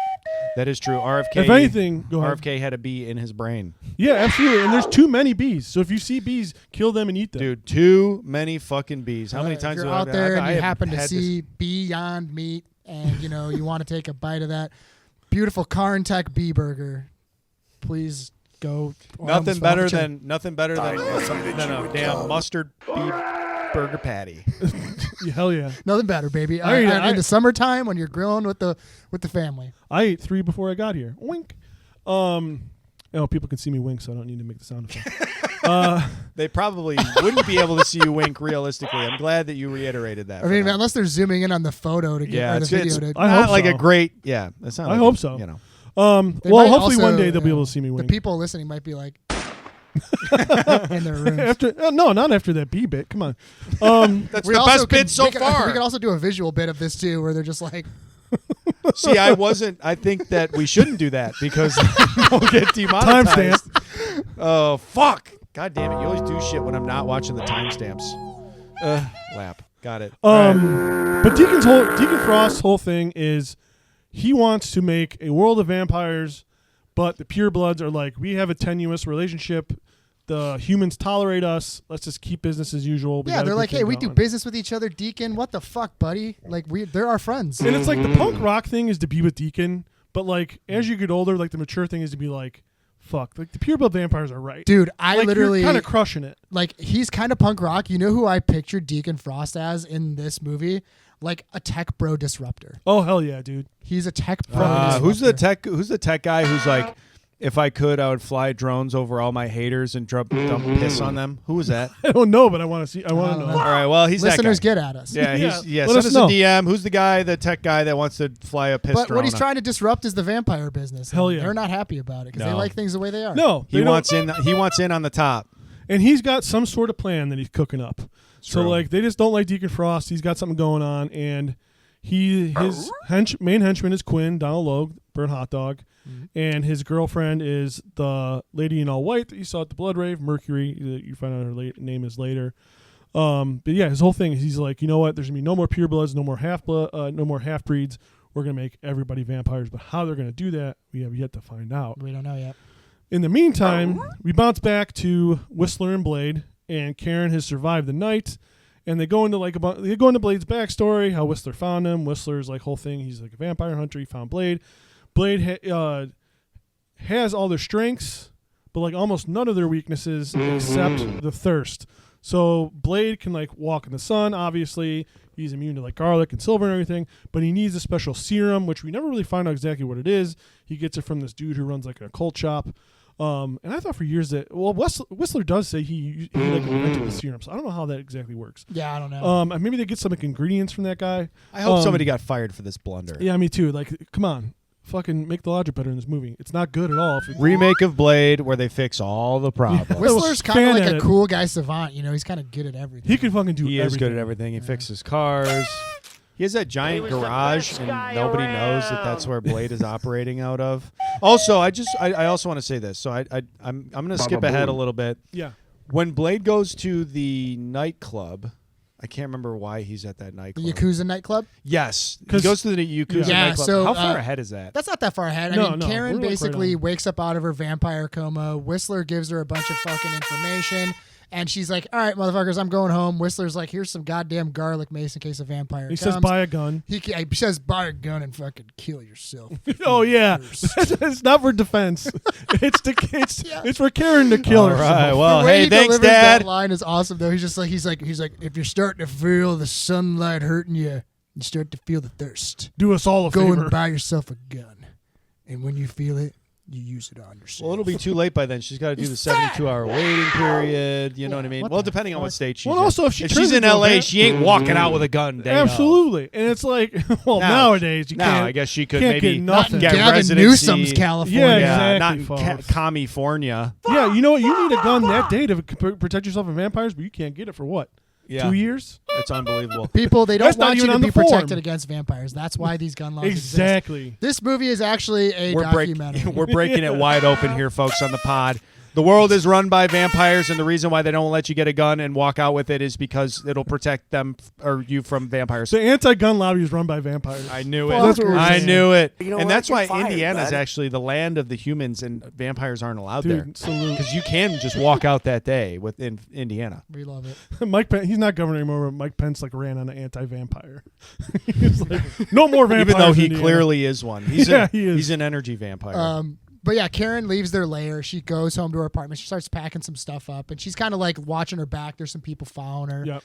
It's kind of weird for her. And then there's a random cop just pops into her house, and she's like, "Hey, who the fuck are you?" A real dork. Yeah, real dork. You know, real Barney Fife type cop, and he's kind of like, "Hey, sorry, your door was open. You know, like we were told you were kidnapped from the hospital last night, and you know, like your coworker, he's dead, and all this stuff."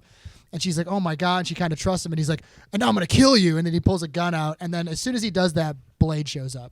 And Blade beats the fucking dog piss out of Blade's this like, guy. I knew somebody Dude, was going to I love the fact that they acknowledge this. He starts throwing him through every single piece of furniture in her apartment. It's awesome. And at one point she goes, is this really necessary? And I was like, I'm so glad they acknowledged it, because it's like, dude, just punch him in the fucking mouth. You don't have to throw him through her damn cabinets. Those are nice cabinets. I don't know. Blade, That's what I'd say. Blade doesn't give a shit. Dude. I think it almost seems No, he like doesn't. it That's honestly true. almost seems like Blade. He hates vampires, but I think he almost like particularly hates familiars. Yeah, I he think really just, does. Like, they don't talk about it, but you do get a vibe that he's just like, you fucking suck. Yeah, because it's probably like why? a weakness thing. I when think it's he's like- I think he describing does. like what a familiar is, especially when he's like describing to Karen what this cop character is to Deacon Frost, Yeah. I was literally like, oh, it's like prison bitch rules. Yeah, 100%, man. The strange thing to me about like Like maybe he'll make you a vampire. He It's might like, make you a God vampire damn. if you get him enough smokes.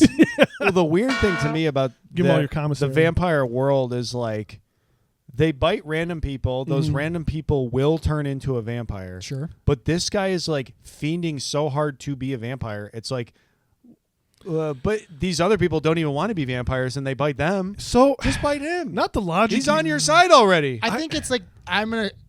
Josh, correct me if I don't know what you're gonna say. I think he wants to be a part of Deacon Frost's gang, and he wants to He be does made specifically for by sure. Deacon Frost. I see. Well, and I it's also kind of like if you're made in the mafia. You know what I Yeah. mean? Like Okay. anybody can be like, "Hey, you're in the He doesn't- mafia," yeah, he but doesn't you wanna want to be be made a- by the, yeah. the 100%. Gambinos or somebody. and you the you want to Bumbalani. be Never sucked any ding dongs. The Bumbalani family Yeah, is the the biggest. Bombolinos. the Boyardees, The Boyardee. I want to be a Bombolino real bad. the Lazardinis. Yeah. Shout out to the Lazardinis. They sponsored the podcast.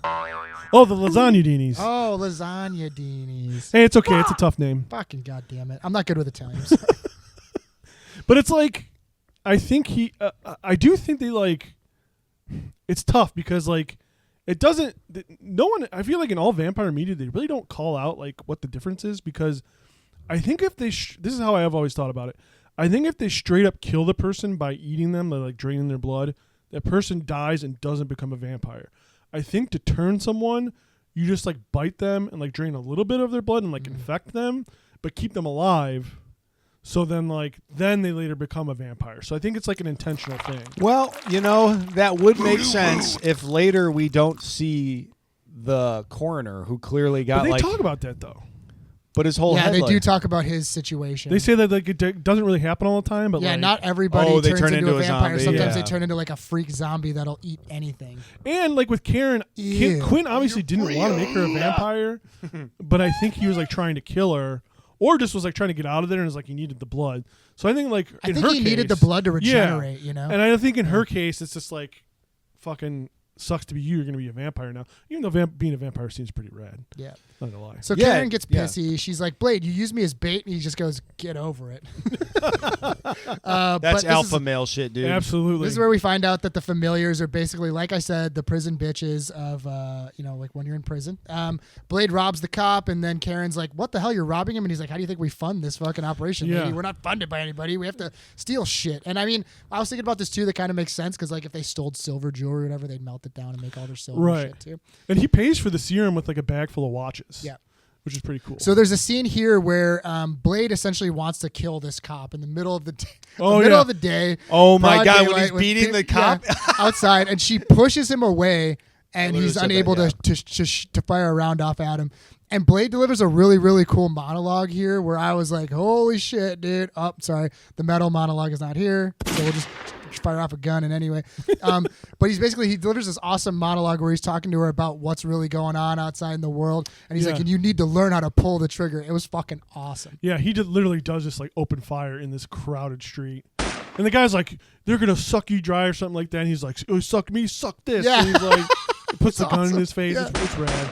And he chases down this familiar cop, to some like Japanese like Yakuza. It seems like a Yakuza like nightclub or whatever. And I can't tell if because like I think it's like mostly vampires, but also not all vampires because they have a chef. Yeah, you can't really tell. Like, vampires don't eat. I mean, they might eat in this universe. Maybe they do eat food. It would be really interesting. Maybe they just need blood to live, but they do enjoy a good. Yeah, like really they cool. eat sushi and Piece they of enjoy food, the way yeah. it tastes, but it doesn't like, make them sick or something. Hey, maybe like I'm a that. vampire, but I love a nice cheeseburger. Maybe in the same way I you love don't fries. need ice cream. Absolutely. Yeah. But I you will dig eat that. it. That'd be awesome. For sure. You know what I mean? This scene was awesome, especially because my wife, Naya and I, shout out, I love you so much.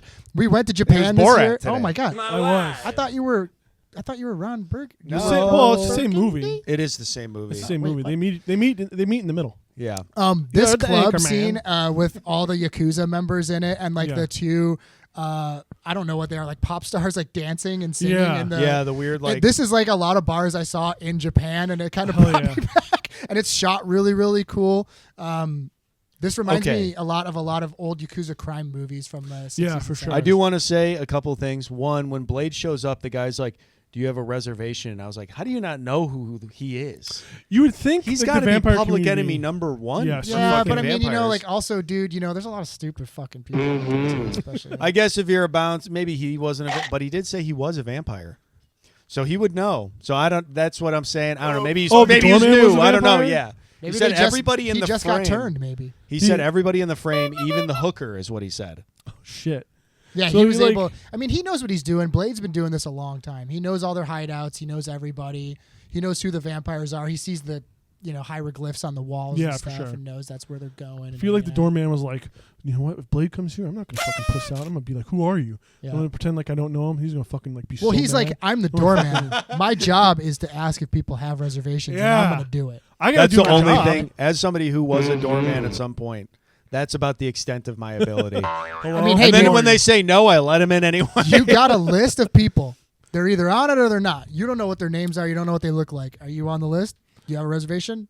No, here's my reservation, and then he kicks his ass. But it's not like Blade Maybe he looks at exactly. the Like, reservation. He's like, oh shit, it's Blade. not like you are Blade one. exactly blends in, and it's not even like not at it's all. not even because he's like black and wears sunglasses at nighttime. It's like he has that weird Chip Hazard haircut too, with like the fucking chemo tattoos. he looks awesome. And He he's looks got, cool, tattoos. but I'm He just looks saying like- he is. He's got a sword on his back. He's got a.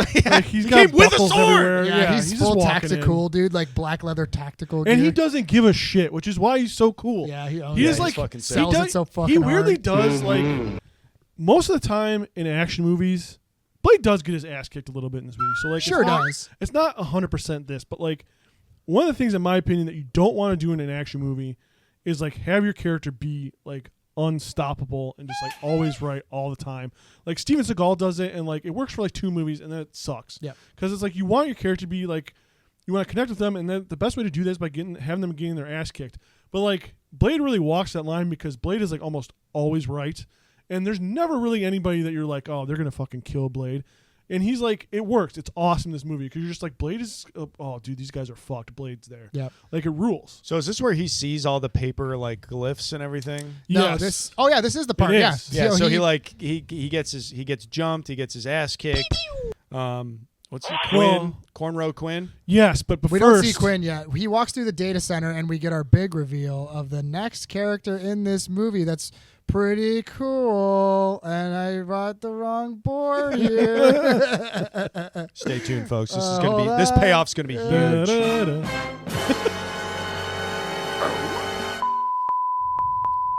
And it's Yeah, sorry about that. We meet Pearl, the morbidly Oh, obese yes. vampire Yeah, that yeah. lives in the data center. I'm Pearl. This part's Who I really would fucking who cool, I would too. play if I was in Blade. Oh, stop Hey, it. now. Come I'm just on, kidding. man. Hey I'm now, kidding. I think you would be Deacon Frost, Hell You know yeah, what? dude. and I would be Cornrows. You would just be the cornrows. I would just be his hairstyle. I think I'd be the douchebag guy in the beginning with the backwards newsy hat. If I'm not gonna. No, you wouldn't. Only if you Would because you got not be. perfect comedic timing. You have the best martial arts skills out That's of all true. three of us. Wow, you guys, thank you so much. Daddy, you're my daddy. You'd be like one of the main henchmen that like comes and fucks up Blade. later in the scene. Ooh, all right, I'll take that. So like they have like a special like UV light that Whistler like made, and it was funny because like Blade's like just still heavy. He's like, yeah, but you're so big. Yeah, he's like, you're so strong. I fixed your fleshlight. So they need to get some information from Big Pearl, and they torture it out of her by burning her with UV rays. Karen does it, and she It's loves pretty every brutal. minute of it, Yeah. dude. Karen's Yeah, sick as that fuck, scene was dude. like really. I was like, wow, Dude, it's kind of gnarly, and like they get the information, and like it is funny. Like every time Pearl's like, "Oh, fine, I'll tell you," and then like Blade is like, "Yeah, but what about this?" And Pearl's like, "Well, I don't know." I know. Pearl's playing I dumb, felt the you know. exact same Pearl way, brought dude. it upon It was herself. such like a comedy rule of threes. It's like a fucking Abbott and It Costello was an thing. Abbott and Costello thing. But they're about to like leave Pearl alone, and like Karen like fucking roasts the shit out of Pearl, and even Blade's like, but Blade's like, hey, if they move, roast them, and like Pearl like moves like a little bit, and like Karen like fucking burns into a crisp, and even Blade's like, she's like, he moved, and Blade's like, God damn, Is Pearl a he? I don't know what Pearl is. Whatever. I I'm guess it calling doesn't an really it. matter. Yeah, it doesn't really matter. Because it's a vampire. So like this, so like they, and I think they're still alive, but they're all fucking burnt to shit. And they get Blade steals the hard drive from Pearl's computer. Yep. Because Pearl's a yeah, he hacker. hits the eject Pearl's on doing the some VX hacking stuff. and for he meets Deacon Frost. he meets Deacon Frost over Zoom. Yep. Yeah, he has a FaceTime Zoom call with him. And I love that Deacon Frost like sees Blade, and he's trying to play cool, and then like after the thing, he's like, "Fuck." Yeah, but like the best part is like Pearl's like, "Help me, Frost, help Yeah, he's me!" like, and, "Sorry." and Deacon Frost is like, "Look, Pearl, you fucking idiot loser. I don't give a shit." Well, he basically Nowadays he'd says be like, like, "Oh, you're breaking up." he literally says something Another along the connection. lines of, Pearl, you're on your way out. At least die with some dignity. Yeah. Yeah, Jesus he Christ. does, He yeah. says something like that. I was like, wow, that's awesome. To the giant fat vampire, go out. That's with been some doing dignity. all of your like Yes. back end a fucking lot of computer work. conversation here about how great Blade is in this movie. We got to give Steven Dorff his flowers. Deacon too, 'cause Frost. He's so a good in scumbag. this He's movie. awesome in He this plays movie. the perfect scumbag villain of this era. Yeah. Like you kind of like, I don't know if I've He's ever, got that like heroin he does. chic thing going on. He's like just like kind of pale and like thinned out. He's always wearing like button downs with like the buttons all loose and shit, like wearing like 2 buttons. His hair's like perfectly a mess. Okay, his hair, I will say though, his hair is very anime wig. I was gonna Yes. say, dude, I wonder For like sure. if he inspired like a generation of the way people dress, because I feel like he looks like a lot of like pop culture stuff that like you'd see like out of people that come from like South Korea and Japan now. Like they Yeah. have that like hairstyle and that outfit, like the long sleeve dress shirt with like a couple buttons undone, like that whole vibe and fit, like, and maybe they took that from those cultures specifically for the movie I mean, it's too. like a circular kind of like a reciprocal kind of or like I don't know if he just influence. inspired everybody too, because he does look kind of like he could be in a K-pop band. Yeah, 100%. Yeah, I'm telling you, I feel like his hair was very anime. I've been to enough comic book conventions to know what a fucking anime wig looks like. You sure have. I sure Eating have. your beans, affecting people. Yep. Wait, what'd you say? My bean? Eating a can of beans. Eating beans. Yeah. No, man, flicking your bean. At the I was like, fucking masturbating the at the hell? comic book convention. no. So they get the hard drive and they're leaving, and they kind of go through those archives, and it's all those like parchment. And I think are they written on skin?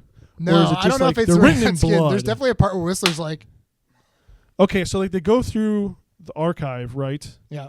And they see like the cases with like the written like parchment shit, and like but they're written in blood. We later find out. Yeah. But like they're not skin, are they? No, it's not Is skin. it just No, paper? it's like papyrus or something. Yeah. It's papyrus. And then Whistler's like, smells like a vampire wiped his ass with it. Damn, dude, that's a good impression. That might be your best one so far. Hey, honestly, all right. honestly, That's I really think good. that's your Let's best get a one couple so far. thumbs up We over got here. one. We got one, Congratulations to Marsh. Hell yeah, brother. I will feels good, say, guys, I I will gotta say, he brings back that.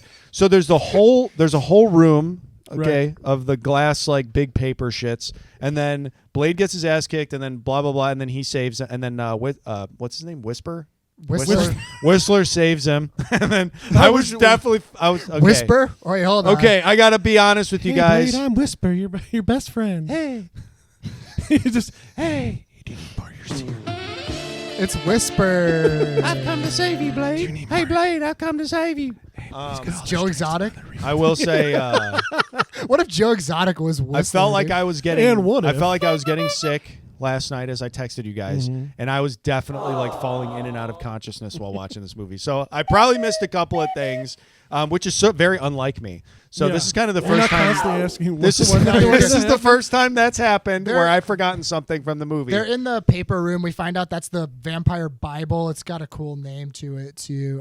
It's I can't remember what it is. Yeah, listeners shout us out. something Erebus. Yeah. Is it the Yeah. Book of Erebus or something? Yes, like it's that? the Book of right? Erebus. Sounds about right. Wow. That's what it is. I did it. Quinn Wow, and man. his gang of baddies catch up to Blade. Complete And, with the little girl vampire. a little girl vampire that, dude, she does the coolest Yes. fucking Dude, karate. when he in this just scene. straight up close fist punches that little girl, I was Yeah. like, now we're talking. She Yeah. kicks his ass. though, That's really now good. we're talking. Now you're dude. watching the Now movie, that's folks. Blade, like, baby. You're kind of like, holy cow, I can't believe they did that. But like I said, at the same time, she does such good karate against him, and you're also kind of does. upset One, that you get yeah. fooled because they kind of make it seem like maybe she might be innocent. Like they never really ever. They show her in Deacon Frost's loft earlier, but it looks like she's like held against her will. She's like sitting by herself, like with her arms around her knees. So you're kind of like, oh damn, is she gonna have some moment with Blade or whatever? And then like Blade catches up to her at this part, and she just starts beating the fucking shit out of him. Yeah, those Throwing kicks look awesome Now, side clean. kicks. keep in mind, Those she is kicks a are vampire, clean. so she looks 15, but she could be like like 100. years. Oh You yeah, know this what is I a mean? near Dark Homer situation. So you We don't were have to talking feel about bad if this, you're watching yeah. the movie and you see him straight up fucking just smash her right in the face with Just his assume fist. she's like 300. Assume she's 300, Yeah. and you are absolved of any kind of Yeah, moral for sure. guilt. Yeah. But it doesn't matter how old a woman is, you should just punch her in the face. And that's not Marsh's thoughts. That's Sean Connery That is from Highlander. which we did He's cover. quoting Okay, Sean. he's And we're quoting kidding Sean. everybody. It's Yes. a joke. That's clearly We don't not do what we Sean. think We know here, what Sean said. for the most Oh my part. God, it's Oh tongue in my cheek. God, guys. Sometimes you're half. Use your brain, idiot. But like, yeah, so like she's just like the initial. She's the distraction for Quinn's team of vampire thugs Yeah. to come in and like beat the shit out of Blade. And we get a really, really cool fight sequence here. Lots of awesome choreography. The fight sequences in this movie are top So notch. dope. Some of the best for the time, I think. I mean, until you get the Matrix the next year, these are probably some of the best fight sequences I can think out of a 1990s And the movie. music is good too. Music's It's just like that constant it's like a trance. It's like a Prodigy score, I think, Yeah. too. Like I think the Prodigy's in a lot of this movie, but like different remixes.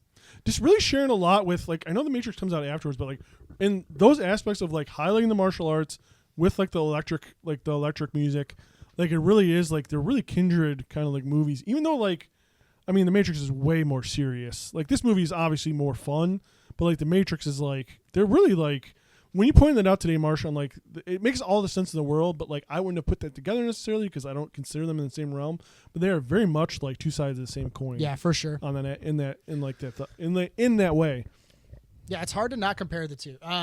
Okay, so I do want to say. So is this the part where Pistofferson comes through the wall This is with the part, thing, and then is this the train part? This is the train part. Yes. Yep. Okay, so they get by. That part wasn't like it's fine. They jump across the train. There's a train coming. A couple of vampires get hit. Who cares? They do a really cool scene with Quinn though, where Blade holds his face to the train as it's passing by, and it's CG, but it the train cars are just hitting him over and over. It's a gnarly thing to do to another being, another living being. Quinn's whole thing is just to get fucked up. Yeah, Quinn just gets his ass kicked by Blade the entire movie. And He's kind of basically got just a cool crash vibe, test too. dummy.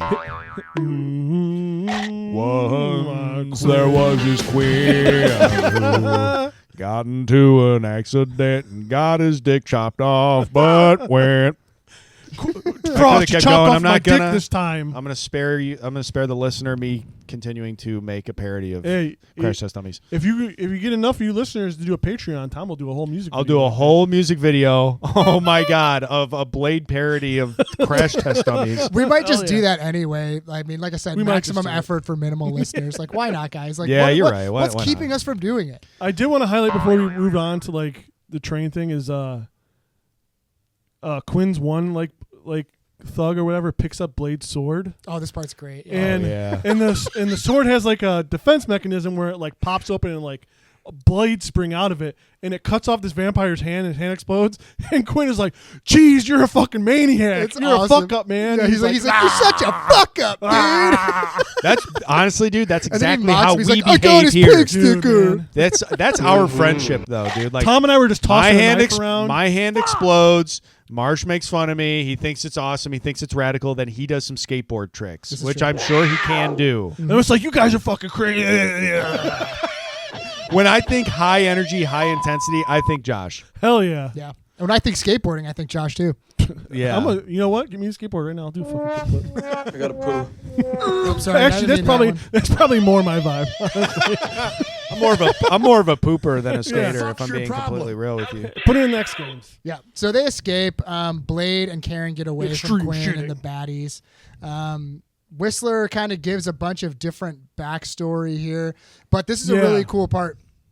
The CEO of the Vampire Corporation, he's kidnapped by Frost and his gang. Mm-hmm. They're putting on sunscreen. They bring him to the beach. Mm-hmm. They rip his fangs out of his mouth with pliers. Tom's And then the gearing up. sun comes up, and this dude melts in such a cool fucking way. Yeah. It's so metal. It's a great. It was really metal, dude. It's hardcore. It's awesome. It's a great special so good. effect. It's no CGI. It's all just like full blown him melting, exploding. It's really, really cool. I just wanted to cover the that. fire too. is CGI. The effects and everything. I think so. Like, Is I the don't fire CGI? You think so? Yeah, they didn't light a stuntman on fire. I don't know. So I don't know because Stephen Norrington, I didn't really know a lot about him. Stephen Norrington, the director of this movie, does a fantastic job. Kind of a weird guy, and not in any like creepy like way, but like he didn't go to the premiere of this movie. The last movie he did was League of Extraordinary Gentlemen. He didn't go to the premiere of that. That bombed. He hasn't done a movie since. He actually like studied under like Stan Winston and a couple other like big time like effects guys. So like the fire might have been practical. I don't think so. But Well, you know hey, what? you know what? If we want, folks, if you're listening at home and you want to prove me wrong, feel free to send me an article. And feel free to Must try be a it. scientific peer-reviewed paper about how the fire in Blade was real. 3 different studies. 3 different studies. 800 people studies. And then right before, like I think Helen, please. you find out like around here also before they get that guy, they say that Deacon Frost is trying to resurrect Lamagra, the blood god. The blood god. And that's what The he was ancient having. blood god. That's what he was having Pearl do. Is that like no one knows the vampire language is so ancient that no one knows it anymore. It's a dead language. So like Yeah, and he's they're- using ChatGPT to help him out. He's way ahead of his time. Grok, tell me about Lamagra. Yep. And he Okay, I do want to say there's a couple of things I want to say. One, All the vampires have to do to be able to go out during the day is just put on some SPF 50. It's like, well, I have to do that. It's like SPF 1 million, Tom, and we find out later it melts off your face too. Yeah, it does. It Oh, lasts okay. forever. So there is like. I know what you're saying though. That's the one thing where you kind of have to be like, all right. As long as there's a drawback to it, I somehow missed There that. is. If you can imagine, as long as there's a drawback to them doing it, because otherwise it's literally like, well, your one weakness is the sun.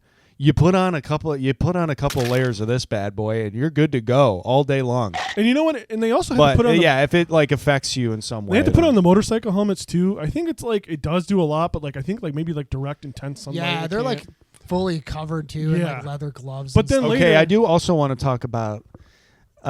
So they get back to the base, and Blade hands Piss Pistofferson that small little corner of like one of the of one of the papyrus pages. Yes. And he literally like Whisper looks at it, and he's like, he literally he like pretty much lays out the entire thing. It's like there's 100 of these pages, 200 of these pages that are behind glass. He finds a small, infinitesimally small corner of one of the pages, and he's like, this says that they're trying to resurrect the blood god through the Book of Erebus, which is going to happen at midnight on this day. And I'm like, well, then what do you need 200 fucking pages for? It's all in the corner just of that kidnap one page. Whistler. Yeah, dude. Hey, man, come on, dude. That was very funny to me. He knows his shit, dude. He's well read. It was like the ancient vampire cliff notes. He's just like, yeah. here's a summary of the. They just wrapped it all up. It's a summary, you know what I mean? And I will say, I just watched Near Dark for the second time recently, and that movie had a hard time figuring out how the sun affects the vampires, because it's like, dude, it's all over. Yeah, they're like driving around. They if have it touches their skin, on. if it touches if it touches the blanket that they're wearing, they'll set on fire. And I was like, well, then what the hell's the point? For as much as we make fun of, like, we're kind of like, with like the sunscreen.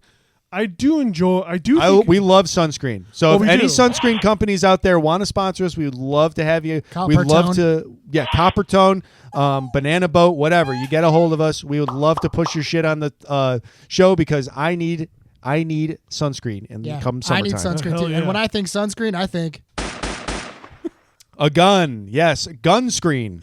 And it's another beautiful product that Carntech supplies with is the gun screen. It's Kevlar, it's a Kevlar lotion. It's a suit of guns. It makes your skin bulletproof that you tape to your body. Carntech products for people. We love Carntech. But yeah, I mean, I appreciate that, like because I think in a lot of vampire movies, like they're like they hit your clothes, you explode and shit. And like in this movie, it's like, but it makes sense to me that it's like if you were literally fully covered head to toe, you had like a full motorcycle suit on. If the sun's not then you touching should your be skin, fine. Yeah, for sure. But whatever. And I digress. We kind of cut a little bit forward here, as we should. The sun comes up. The CEO explodes. Frost goes to the boardroom. He goes, "Hey, look, you fucks. I'm in charge now. And you're gonna fucking listen to me." Yeah, you're all ugly. We go back to Blade's lair. You broke. Karen, we've already established. They're like, no, we're not. She's a hematologist. She's invented what can only be called Vampire C4, and I don't know what the fuck it is, what it does to vampires specifically, or what it does to the blood specifically. EDTA. It makes the blood explode of a vampire. It's pretty fucking badass. It's rad. Like, Whistler, you call this a cure? And she's like, I didn't say it was a cure. It looks like Pepsi Blue. Yeah, Whistler finds out probably that delicious. Karen didn't beat the disease. She's got it. She's a full-blown vamp. And we cut to a really, really cool scene here where Blade is walking down the street during the day, and he catches up with Deacon Frost in the park, and Deacon Frost has kidnapped a small child. Oh, yeah. And I read in the article that Josh shared that this scene was inspired by like a Michael Mann film. And after reading I rewatched the movie, and I was like, damn, I totally fucking see it.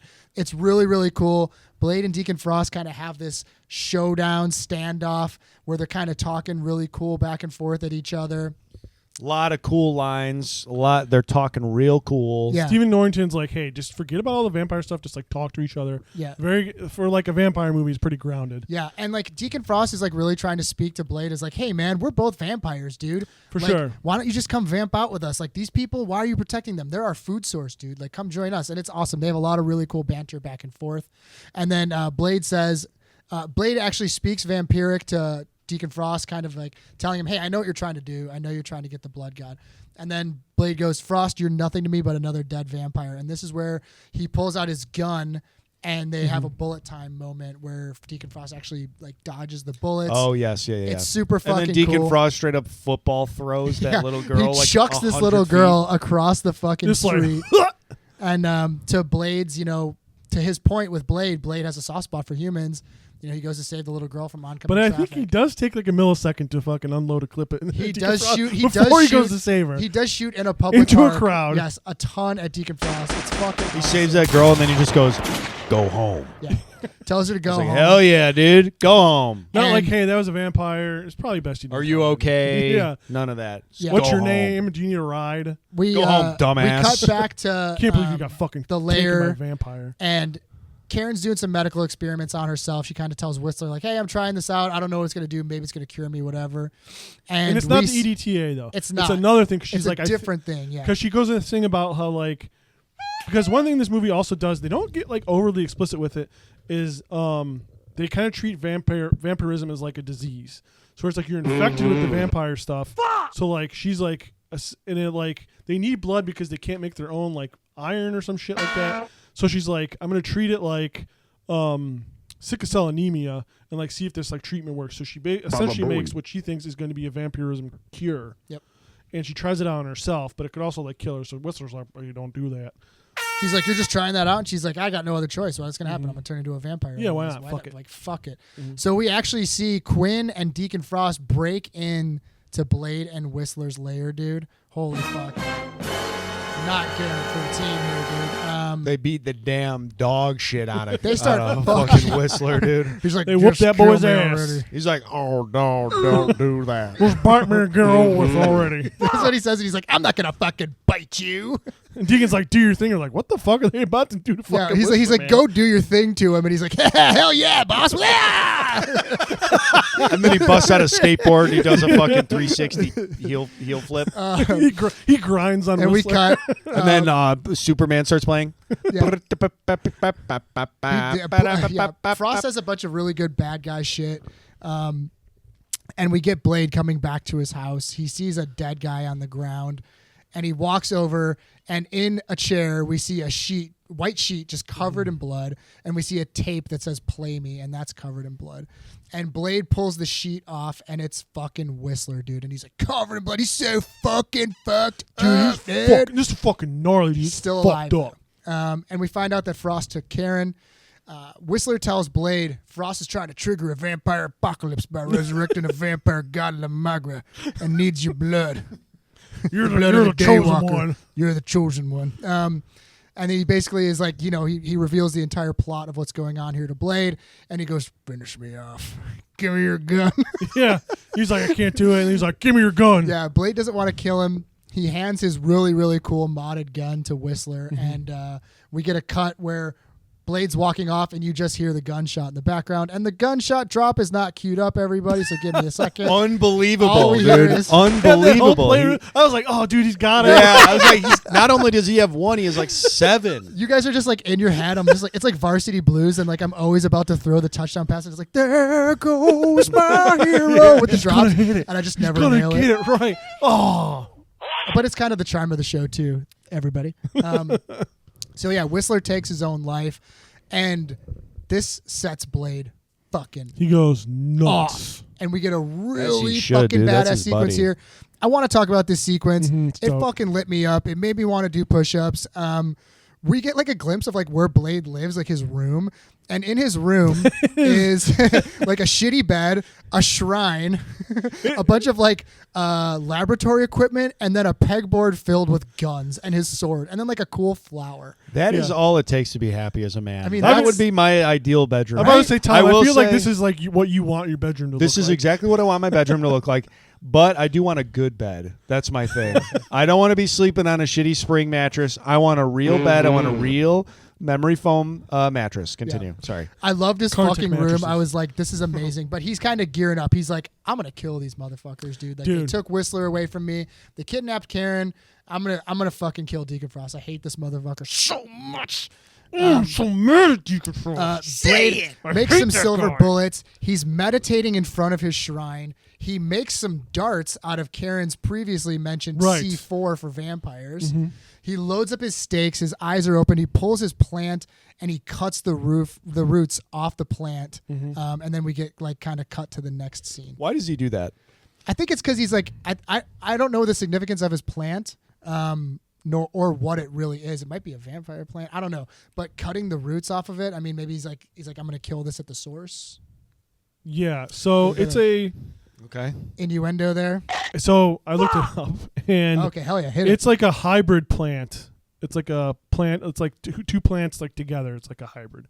So it's like kind of him, like kind of like. That's why he has it, I think, symbolically, and then it's also him just kind of being like, you know what, fuck this. That would have been nice. Cutting off his roots. That from would have been nice to Whistler. have a little bit of exposition on that Yeah, one, they if don't I'm talk going to be about it. honest with you, Yeah. but that's all right. It looked cool. I mean, like the sequence of him like praying to his mantle in front of his shrine, making all of his C4 darts, his stakes, loading up all of his gear. I thought it was fucking awesome. Yeah, it was dope. So let's skip ahead to. Well, I mean, we're ending game of the movie. Yeah, let's We're skip at ahead the to ending, the temple, dude. We get the fucking. They're at the lobby temple scene, that's somehow beneath a storage facility in the middle of L.A. Yeah. somehow. We get our this fucking ancient Either- temple that's made out of beautiful marble. That only If it's L.A. or New York, it makes no sense that this is there. yeah, it's literally underneath like a seedy storage unit. Yeah, it I was seems like it. What the fuck? This thing goes This- down like half a mile. This whole temple, and like, here's also like these fucking. So like Frost has kidnapped the vampire purebloods because he needs like he needs 12 purebloods for his thing, for his like ritual to bring back Lamagra, and he needs Blade's blood as the Daywalker. And he brings them there, and he's like, "Yeah, these assholes forgot that this like temple existed." And like, I feel like these vampires are like really traditional. I feel like they probably wouldn't have forgot it existed. But anyway, he gets in there and he's like, they're about to do, and then they're waiting for Blade though. Wait, no, wait, I'm wrong. Deacon tells Blade, "Hey, we're gonna fucking be here at these like apartments or something like that." Yeah. So Blade goes to the apartments to like rescue Karen. Yeah. And then they fucking kick his ass. Yeah, and they then get the take drop down on his Blade. place. We get a lot of cool Right. action sequences. We get the lobby shootout, which is super similar to the Yeah. Matrix. We get a really, really cool sequence where there's like a fountain of water falling down, and Blade puts his shotgun out through the water, and the guy that he's about to shoot is like, "I just work for them." He blows that dude's Hell yeah, brains dude. out. We get the awesome fight sequence of Blade with the two vampires that have tasers, Yeah. where we get to see the first look of what the vampire C4 does. And that Yes. special effect is So fucking cool. awesome. They turn into like giant blister pustules exploding, and Mm-hmm. like there's goop everywhere. And we get into Frost's apartment, and what tricks Blade here and triggers him here is he goes into Frost's room, his bed opens up, or his casket, if you want to call it Yes. that, and it's big fucking reveal here, everybody. His Murphy bed. Yeah. It's Blade's mother in the bed. Yeah, I wasn't a huge fan of the subplot. Santa Lathan. I feel like, and you know what? Obviously, they were taking a huge risk with this movie. They had a lot of money behind it. knew that you would come. And so they probably, you know, That was like his mom. She knew he was they probably thought that, like, on some level, we got to kind of solve as many storylines as possible because Yeah, we tie might some not loose get ends, for a sure. sequel. We probably won't get a sequel. So let's. Yeah. I feel like the mom thing was a little rushed. I think the movie would have been better without it. Even if they just alluded to it, it would be fine, and then maybe bring it back for 2 or 3. But like I Yeah. said, they definitely didn't have like a contract for 3 movies, so they No. didn't know that they were going to be making more than one. But I wasn't super crazy about this. Also, the weird undertones, as we previously alluded I guess to. the only part like about it, I mean, it's whatever. I mean, she could have done without it. You needed something to kind of convince Blade to go in there and kind of get distracted, and then it also Yeah. makes He's Deacon so Frost even unflappable. worse because like Deacon Yeah. Frost has already done a bunch of bad guy stuff, and then he's like, "Ha Blade reveal! I'm the one that bit your mom. I made you. Technically, I'm your vampire." And now dad." we're fucking. Dude, I've been Yeah. porking your Yeah, mom now for I'm the banging last your mom. 30 years. Yeah. Or 20 years or whatever. And I think Blade is so unflappable in this movie that I think you do need something to kind of like. It is a reach of a thing to distract him. I dug it. I thought it was like this movie like leans really hard into like the horror part of the horror action. So like to me, this is like a horror movie type deal of like something kind of fucked up for him to get distracted sick by. fricks here on the show. Yeah. Yeah. So like With I just thought it 3 was sick cool. fricks. And they they capture Blade and they take Blade and Karen to the temple. the We're back to where we thought we temple. were. And they're about to do the Lamagra ritual to bring back the blood god. Yep. They throw Blade inside of like a really cool like microchip looking like Iron Maiden. Yes. And we find out that Deacon Frost needs Blade's blood to make this entire ritual work. Right. So they have all the original pure blood vampires. They have the Daywalker, and we're setting up the ritual. Blade's inside this Iron Maiden. It's cutting his wrist. It's bleeding. It's like bleeding him dry essentially down like a drain. Then it's like blowing, like the blood is flowing down these pipelines. It's falling onto the vampires' faces. They're all wigging out. Deacon Frost is standing in the middle of the temple. The vampire like god kind of comes, and there's a bunch of lightning, and it's kind of like a quickening It moment. literally looks I wanted exactly to say like to you a guys, quickening. we haven't seen a moment with lightning like this since Highlander. But the vampire like pure bloods, they all start wigging out. They're getting electrocuted with lightning in the forehead. They're, I guess, souls start that's what you're escaping supposed from to- their bodies, yeah. like out of their mouths. It Vampires looks have souls. awesome. It looks And then they fucking cool. explode. Yeah, they're exploding. It looks dope. It's awesome. We forgot to mention Karen gets thrown into a pit where she sees her old coworker. He's like a feral zombie guy, whatever. She escapes makes out of short that. work of him. Short work of him. She kicks his ass and escapes out. She saves Blade. So this is all taking place. They already got Blade's blood. She gets him out of the Iron Maiden. He's all fucked up. He's like, I need my serum. And she's like, there's no serum here, dude. She's like, Blade, like, I want you to bite me. They kind of have like a sex scene here. This is like, yeah. This scene is very long. Horny. It is very long. It is longer than the sex scene in Highlander. So I'm not like, gonna I think lie. every time I'd watched this movie before, like I never watched it with subtitles. So I thought she was saying stop. Like when he was like, I thought he was like, she's oh, he's going not. too far. But the subtitles say she's saying don't stop. Yeah. So I'm like, oh, this is like, they're really hammering home that this is like them supposed to be like fucking. And he's like biting her so good that she's like nutting. Yeah. Like, he's like yanking her and head around. Yeah, I'm she's "My like, don't God." stop, don't stop. And also, we didn't also say that like, so Blade's mom comes back, and before they like takes strap, a pass at the boy. yeah, she does a little reverse Back to the Future, and no, she did not a reverse Back to the Future. She goes a little bit further than Back to the Future and starts like nuzzling on Blade. And she's like, "Your mom died 20 years ago, and I ain't your mom no more. So like, what's up?" And Blade's like, "No thanks, I'd rather die than hook up with you." Yeah. And so she puts him in the thing. But then yeah, that was the weird part we were talking about. Stabs her with a bone. That she Yeah. gets- Oh that yeah, he gets from kills Karen. his own mom. Yep. He's had a rough day. This is like only 6 hours. Which is like good symbolically. Like we're thinking. Keep talking. We're gonna clap for the show because we love the show so much. Wow, I love this movie. So anyway, so yeah, like he kills his mom, and it's like symbolically, thematically, it is like a thing of him, like because like part of his whole mission is like he's trying to avenge his mom's death. Yeah. She's dead. Now this he's whole like, time. dude, my mom's such a dumb bitch, Yeah, I dude. fucking I hate my mom. mom. She She took sucks. my fucking Xbox. Shut up, mom. I don't want to be Deacon Frost. No, This is I my told you. dad. I told you I wanted to rent the Slipknot CD from the library. I'm never calling Deacon dad. I don't care how many times you told me to. I'm not going to the baseball game with him. I'm not doing it. I don't care if you bought me tickets. I'm not going. I'm busy. So he fucking kills his mom and is like, you know what? I'm not doing this for you. I'm fucking doing this for me. And he drinks Karen's blood, and he fucking goes nuts. He goes berserk. He This goes is like the first time he's full-blown ever- berserker Goo mode. goo He's never had blood. Cocoa Well, it's the Puffs. first time since he's been 13 Yeah. that he's had human blood. Yeah. And he goes, it superpowers him. And he goes and he's like, Frost! Yeah, and this scene's awesome too. yeah, the way we had it's a cut, 'cause, Mendoza like, they're kind of having situation. this weird like orgasmic sex scene, and then it's cutting to Frost completing the ritual, and then it's playing these like drums in the background that Yeah, are it's like dope. gung gung gung gung gung Yeah. gung gung gung. So it's kind of like upping the ante a little bit and making you a little bit more anxious about what's happening. It's really fucking cool. Karen sneaks up and she shotguns a bad guy from the top of the temple. That was cool. To kick this whole thing off. Disintegrates him. Is this where the fight begins? Yes. Yes. So Blade I starts. gotta say, I'm a little underwhelmed by this fight. Oh, wait, no. I loved this fight. Are you Really? talking about when he fights all the baddies and then fights no. You're when talking he about the fights Deacon fight. Yeah, when he No, fights dude, Deacon. No. he's got to go through the whole. Like, Oh, group these of are bad so- guys such first. good, Oh, like, that's mini right. fights. Is this a part where he does that weird thing where like he does a spinning Yes. back kick And and then then the the other other guy guy does a spinning Yeah. back kick? They Yeah. do And three then of them in catches a him. row. Yeah, so the way this starts out is this is actually I wanted to bring this up to you guys. Like all the demons are flying into Frost. Frost's eyes fill up with blood. He's become like the blood god. He has become the blood god. And Blade jumps from the top of the temple all the way to the bottom, and he does the first superhero landing I think that's ever been Oh, put dude. on film. He lands with his fist down, everything, and then gets up. And like this entire sequence, you don't see where Frost is, but we see Quinn, and Quinn's like, "Oh, I'm gonna fucking finally Yeah. kill you, Daywalker." And Blade just, pulls like a garrote out and like chops So his head cool. off. It does like a kills little him right spin. away, It dude. kills him. Yeah, it's a great part for that character specifically because he's always getting fucked up by Blade, and for Yeah. Blade to finally kill him so easily, it's hilarious. And then that's when we kick off this entire action. And the sequence. sunglasses. So Quinn has Blade's sunglasses. Yes. The sunglasses fly up in the air after he disintegrates Quinn, and Blade fucking catches those motherfuckers, puts them on. So cool. This fucking starts murking these. Looks fucking badass. He dopes. starts fighting all of Deacon Frost's jobbers. He's fucking them all up, doing all Jobbers. kinds of crazy fucking karate movements.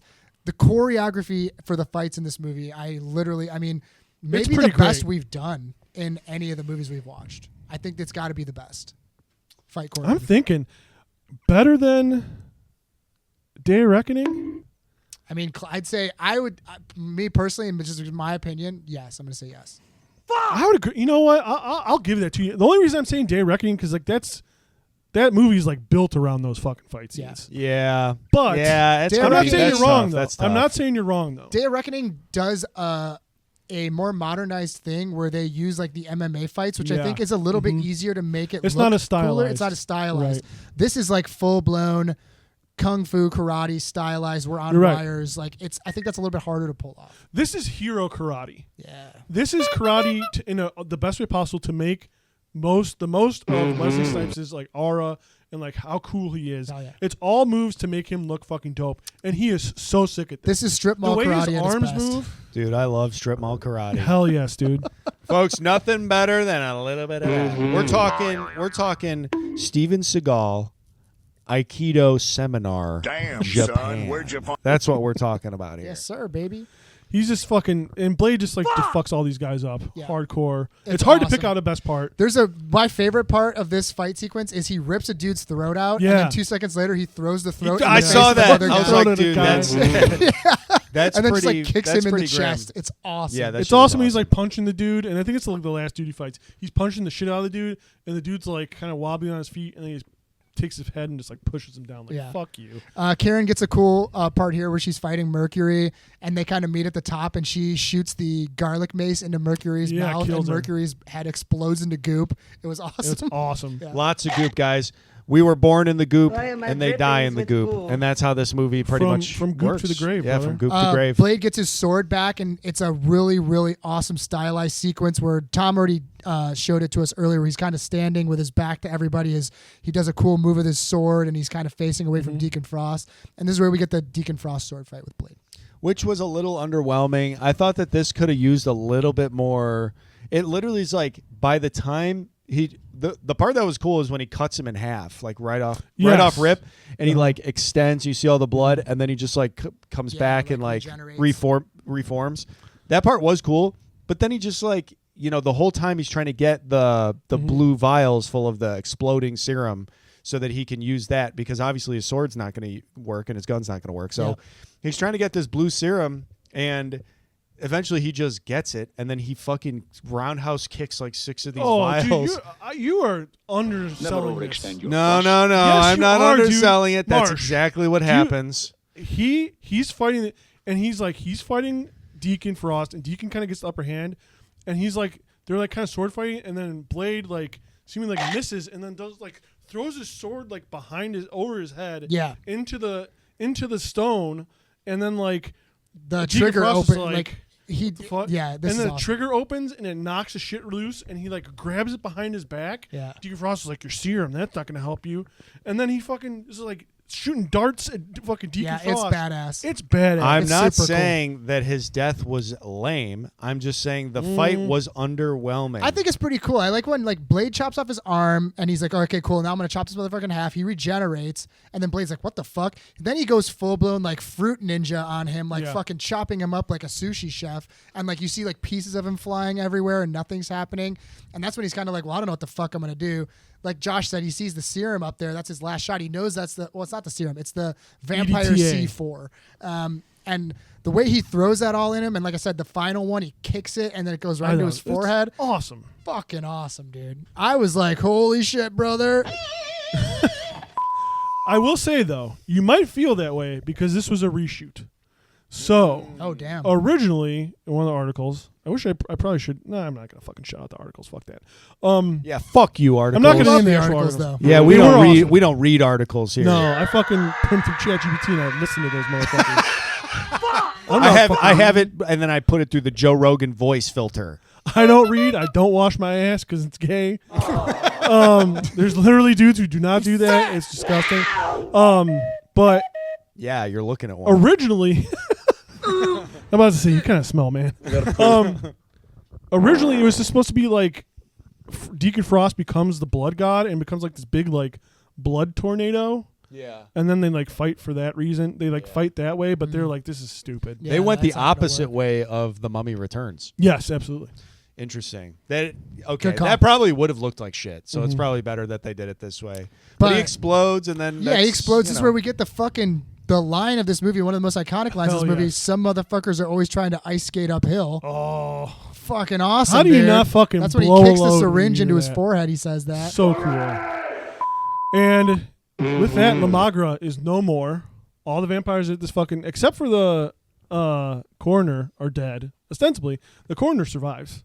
The Karen. Yeah, I guy. guess he's still down there just in the Yeah, pit 'cause he forever doesn't for kill life sucks, with dude. nothing to say. What a horrible life, That's dude. awful. He has the all life he of a did, Highlander. all he did was like have a bad relationship with this one character, and they made him suffer more than anybody else. Hey, you know what? As he should. Yeah, fuck him, dude. We hate men on this podcast. I want We to make sure that do. very, very clear. Okay, Dude, we we are fucking a suck. man-hating Duh. show. We're jumping off the roof after this. We are whatever will get us views on TikTok We're and anything, YouTube and, Shorts. we're anything and everything you want us to We, be, folks. but folks, we are for sale. I want to make that very clear. We can be bought. Yeah, We will just not talk poorly about anything Carntech does, and of course not. That's Well, pretty much it. No, course. Carntech. Yeah. product for people. At the end, She has a cool moment with Karen. yes. Yeah. And she They says, "Do you escape the want temple. the cure?" Because earlier he was like, "I might take." After he gets like all fucked up and his blood drained, he's like, "I might just take that cure." And she's like, "You don't want that because like all your strength and shit's gonna be gone." She's like, "Do you want it?" And he's like, "Nah, I'm just gonna keep eating Blade." I got And they, work like, to do. They're not in love or anything. They just kind of No. like, do they even kiss? No, they don't. No, There's they don't. No, there's that's what rocks romantic about this chemistry between movie. them. No romance Yep. from the main character. No. Now there are weird orgies and shit and all that stuff, Yeah. but that's all. So there's plenty of That's sex. all There's a lot of evil vampire because sex. guys, There's plenty of horniness. You can't have a sex vampire movie is without it. evil. I can't stress that Yeah, enough. Tom's been saying this Because I've been saying you know that. who's the only non-horny one? The fucking hero. That's And that's a true. lesson for all you motherfuckers. Celibacy wins Hell every yeah. time. Every time Every time. celibacy wins. Yep. Yeah. So then it ends with him, and it opens with Moscow, and This is there's cool. a vampire, and he has like a girl. He's like this older guy, and he has this younger girl, and they're having like this weird romantic thing, and then he reveals that he's a vampire, and then it's just like, and then we see the camera pan, and Blade's there, and he's standing there, super cool. He's standing there like this, Yep. Just and like he's like, "Did I catch you at a bad time?" And it's like, Comrade. oh. Catch you at a bad time, comrade. Now I wish it Fucking would have awesome. cut his head off, but that's kind of where it ends. And they go, and then it's like, boom, And end it's of like, movie. boom, Dude, roll credits. Fucking awesome. You get a swing of the sword, roll credits. Yep. Yeah, it's awesome. Swing of the axe. Perfect ending. And you were like, you kind of mentioned earlier. I don't know if they really said this in like any of the research that we did, but like they did kind of have this in their head as like a standalone, like single movie. So like it's definitely self-contained because like whether they thought they were going to make a franchise or not, I think at least David S. Goyer and Wesley Snipes were like, we're just going to make one really good movie and that'll be it at least. And then like whatever happens, happens. And it just so happened that people really enjoyed it. They did say that like it kind of underperformed because it only made like 131 million compared to like what superhero movies make now is like dog shit. Yeah, this movie made a lot of money, I'd say. So I like, mean, for a $35 million budget. right, I yeah. think it definitely made its money enough to where people were like, we're gonna make superhero movies. But yeah, I don't think they thought it was gonna be what it was. And then especially like afterwards, people were just like the legacy of Blade just like is so far reaching. And it's still just like a favorite for obvious reasons. Like it's really great. I really the moment I put it on and I saw like Wesley Snipes, I really changed my mind. I was like, dude, Blade is the coolest superhero. I don't think anybody's cooler. No. Everybody else is just kind of dorky. Like Blade is just like, no, I'm fucking killing vampires. He's I'm like that. He's like that level of like cheesy self-seriousness that normally never works ever. No. But it does work for him. Wesley Snipes I don't know pulls it what off, it dude. is. I don't know what it is. Literally the exception that proves the And rule. I do wonder if anybody else could have done it. You know what I mean? Because it's like obviously Michael Jai White, favorite of the show. You know, if Michael Jai White had played Blade, that would have been fucking sick, right? He would have been. But the action would have been could good. he have been believable in that like self-serious, like over the top self-seriousness? think I don't so, know. dude. He doesn't have. I don't Because know. Wesley Snipes is a star. Like Wesley Snipes was a He box has office draw, gravitas, dude. and he does. He does. Screen presence. He has everything. And he Who- still who has else? it. Who else could have played Blade? Well, at they the offered time. it to Lawrence Fishburne and Denzel Washington. Yeah. So they actually gave him. So they said we'll give you $40 million if you get Denzel. We'll give you 35 if you get Wesley, and we'll give you 20 if you get Larry Fishburne. And they got Wesley, so they gave him 35. Yeah. Lawrence Fishburne, I bet, would have been cool. I do. I think that I don't You fuck know- with Denzel for this, and obviously Denzel is one of the greatest actors of all time. Well- but I don't think it would have worked. Larry Fishburne, I think, could have made something cool, in my opinion. Possible. I honestly don't think any of the. I mean, here's the weird thing. No is that, one like Wesley. You have to make the caveat of like no one could play this besides Wesley Snipes. But if you want to go hypothetically there, I honestly think all three of those picks make sense because like you've seen Denzel go on for like Book of Eli and the Equalizer movies, so he can do like good action. Like he's dope in those movies. I just feel like Wesley Snipes does the karate stuff so good. He does The 100%. karate stuff is cool, and he's super jacked at this time. Yeah, dude, he's so bodied up. You know He what I looks mean? awesome. He looks For sure. awesome. Well, it's to a much lesser extent. It is like when you were talking about Highlander Marsh, and like they pitched it to Kurt Russell, right? And it's like Kurt Russell would have been awesome in that movie, but then Kurt Russell went on to do like Big Trouble in Little China. So Right. it's like it's a moot point, but it's like no, that would have worked. I think it could have worked with those guys. It probably would not be Blade as we know it. Yeah, I just don't think it would have been the same movie. Like think about it this way too, like people watching, I don't know if Oh, yeah, this is you're like over there. confirmed, but like Wesley Snipes is so badass as Blade. Oh, hi, Oh, Mark. hi, Mark. Let's give Mark a shout out on I the wish I had a podcast football. right Thank now. you so much, Mark. Mark helping us You're out. doing Mark, the we Lord's love you, work, dude. seriously. Trying to make us look good. Hopefully we didn't make it too hard. What were you saying? No, I was gonna say that like think about it this way. They don't know what We were the talking about fuck this they're like doing. after the last podcast, as we were talking about like doing Blade. Marvel announces that they're going to do a Blade TV series with Mahershala Ali. Which they did a TV series before on They Spike did. TV. So David wait, S. Goyer was in. They're doing a TV series now instead of a movie? I thought No, they it's were supposed to gonna be a do movie, I thought. I thought it was a movie, and then they said they were going to do a TV series. But either way, they were going to do Whatever. something with Yeah, Mahershala yeah, yeah, Ali. yeah, yeah. Regardless. And like you hear Mahershala Ali, and you're like, okay, Mahershala Ali, great actor, True Detective season 3. Yeah, he's great. With Steven Dorff. You're like, okay, that'll be pretty Throw cool. back to Dorf, dude. But then Ryan Reynolds gets Wesley Snipes to play Blade in Deadpool and Wolverine. Oh, so did they fucking can it because of that? I'm gonna put that. No, 'cause- it was canned before that. But there I was think like a it puts bunch of shit. to I think too many cooks pun- in the kitchen. nail in the coffin of. I think like anybody else playing Blade. I think at this point, if they're gonna do anything more with Blade, they have to bring back Wesley Snipes. Yeah. Like I think I think you're right that Even like, in the canon of the movie, it makes sense because Yes. he ages like a normal human yeah, being. so be old, but still you could do it. And like I Like, think old- I agree why with couldn't you have Old Man Blade, dude? Yeah, exactly. I Like don't Old think. Man I think. Conan.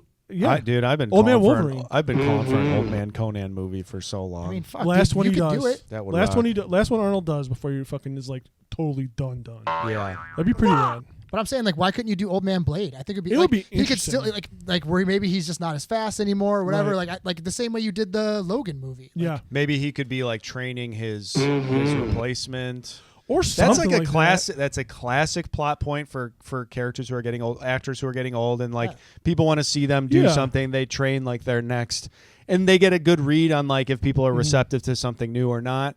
I mean, also vampires can fucking have kids. You could have like literally his son or daughter. He could have a daywalker child. Yeah, You know, I will say that this movie was. I don't know if it's necessarily ahead of its time. I'm not like a big film nerd like him coming Yeah. here dressed up like an Italian. Oh, I'll get there. Cinema. I'll get to that point. I got a fucking entire manifesto I'm gonna read on. But that. I think that like I'm not coming You know, to the next this score. movie was really ahead of its time in the sense of like it is a very woke, honestly, audience or characters. Woke characters. No, it's like it's like I thought you were about to go Alex Jones on I'm Blade. trying to think. This movie is ruining our youth. Daddy, you're my almost daddy. crushed this The mic fuck's with your my hand problem? on accident. You have, Blade, who's black. He's a leading man. He's like a superhero, which has been done before. Spawn came out in '95, so Spawn came out before that. Wasn't as popular as Blade. Whatever, it doesn't matter. Not as good of a movie. It's not as whatever. But We'll probably do Spawn on you have this smash hit movie that's fronted by like a black superhero. That's pretty relatively new overall. Oh yeah, for sure. I'd say that's new for like now. I mean, that's why the Black Panther movie was like such a huge deal for sure. Deal. So that's already like ahead of its time. Then it's like his best friend is white. The love interest is black. Then the villain is white. It's a very like integrated cast. And I do wonder, like, man, if this movie came out today, people would be so up in arms, dude. 4chan would be burning down movie theaters. They couldn't believe it. Well, because you know what, and also like I don't know if we said it on the record, but like they did try to get David S. Goyer to change Blade to make him white. That would have sucked. And it's like, boo! if I'm glad they didn't do that. If you tried to make like Blade from the ground up now, I don't know what like, I'm doing. Wesley Snipes didn't exist. Like the Wesley Snipes movie didn't exist, and you try to make a black Blade, I think you'd have all those fucking. Isn't that one of those things though? You're like, no, Blade dude, is this. We talk about like Hollywood and like people that fund movies, producers, whatever. I'm gonna hard spike the camera. You are fucking stupid. Like these are the decisions that you think are good ideas. They're not. Like you're a fucking moron. Whoever gave David S. Goyer that idea, you're a fucking moron, dude. It's like core to the movie. Now now Blade is white in the Spider-Man cartoon. Who gives a shit? Who cares? Fuck you, Spider-Man. Eat shit, Spider-Man. Come see me. You got a problem? Come see me. Yeah, eat shit spiders. Fuck them. No, I do like spiders. Oh, I dude. don't like Spider-Man though. You got a problem? Come right. see me. We're I'll right see with you that. in the streets. But just like it's stupid, man. Like these people's stupid notes, their dumb ideas, like their stupid takes, and you hear this I feel like every movie we're gonna cover, we're gonna hear something like this. We're gonna hear some dumb bullshit. But nah, none of that. Blade 1 rocks. Blade 2, haven't watched it this yet. movie, like Tom said, he's like, Tom didn't get into it, but this movie is extremely ahead of its time. It is hyper stylized for a comic book movie. For an action movie, it's hyper stylized. The cinematography in this movie is top notch. The casting in this movie is top notch. Everything in this movie is top notch. Everything in this movie is a 5 out of 5. And I'm glad that this movie is starting to get a lot of love as a cult classic. And this movie needs to be talked about in higher regards. And at the end of the interview that Josh had shared with us earlier, Wesley Snipes was talking about the difference between receiving an Academy Award for a movie that maybe people don't remember or creating an iconic character that'll last the test of time.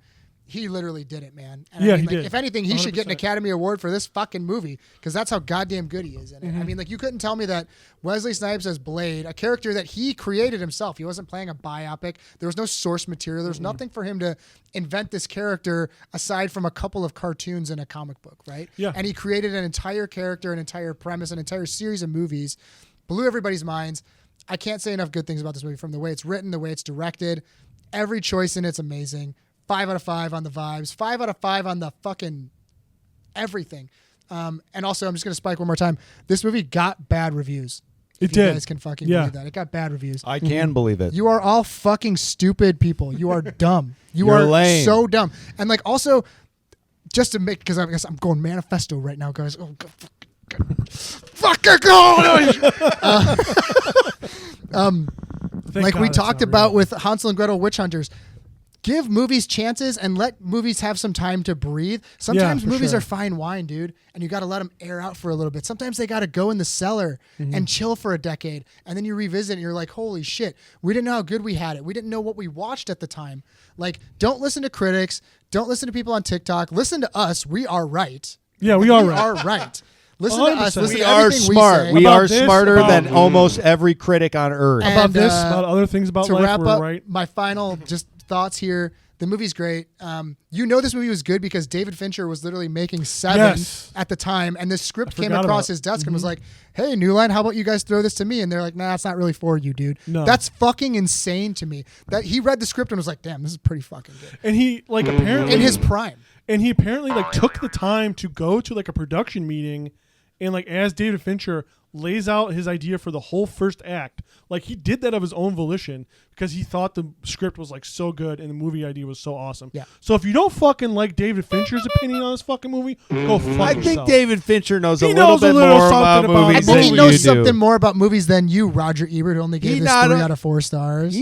Well, 3 out of 4 is not that bad. I still dude. think that's fucked. You were making know what? you were making No, it you know seem what? like it got absolutely fuck him. dunked on, dude. It 3 out of 4 is pretty It should good. get 4 out of 4, dude.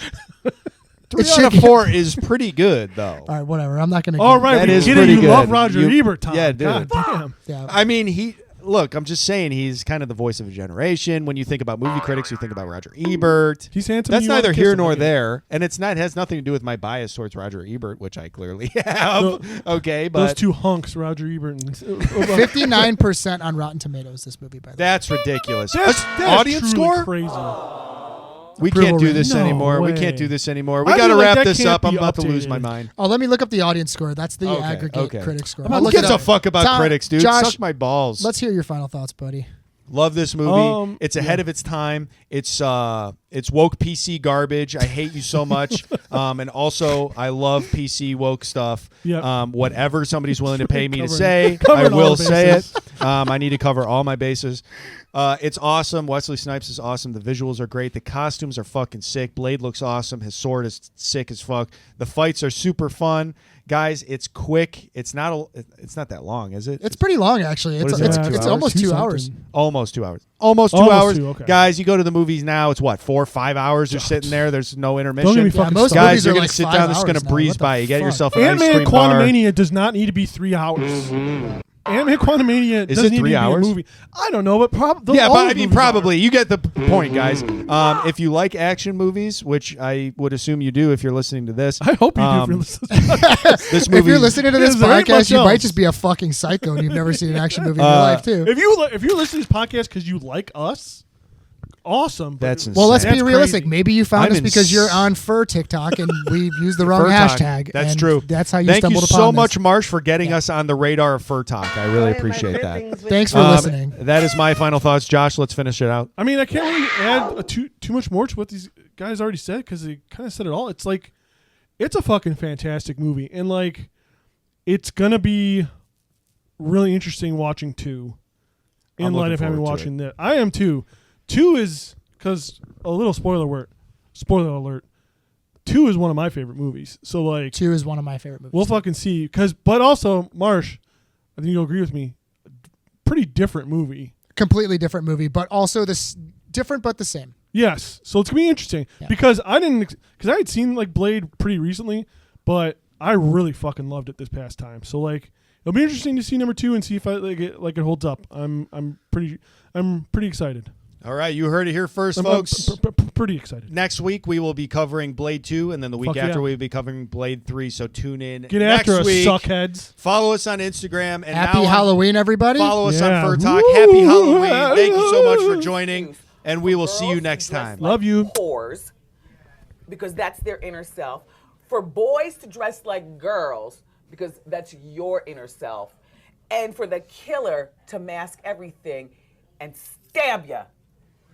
You see, I walk in my truth every day. I don't need Halloween to put on a costume. You are so correct.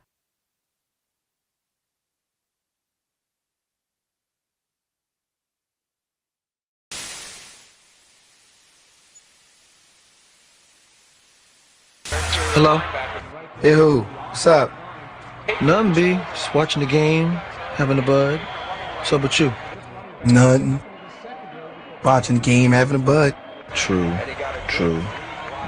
What's up? What's up? Yo, who's that? Yo! Yo, pick up the phone! Hello? What's that? What's up? Yo, where's Dookie? Yo, Duke. Yo. What's that? What's that? Hold on. Hello?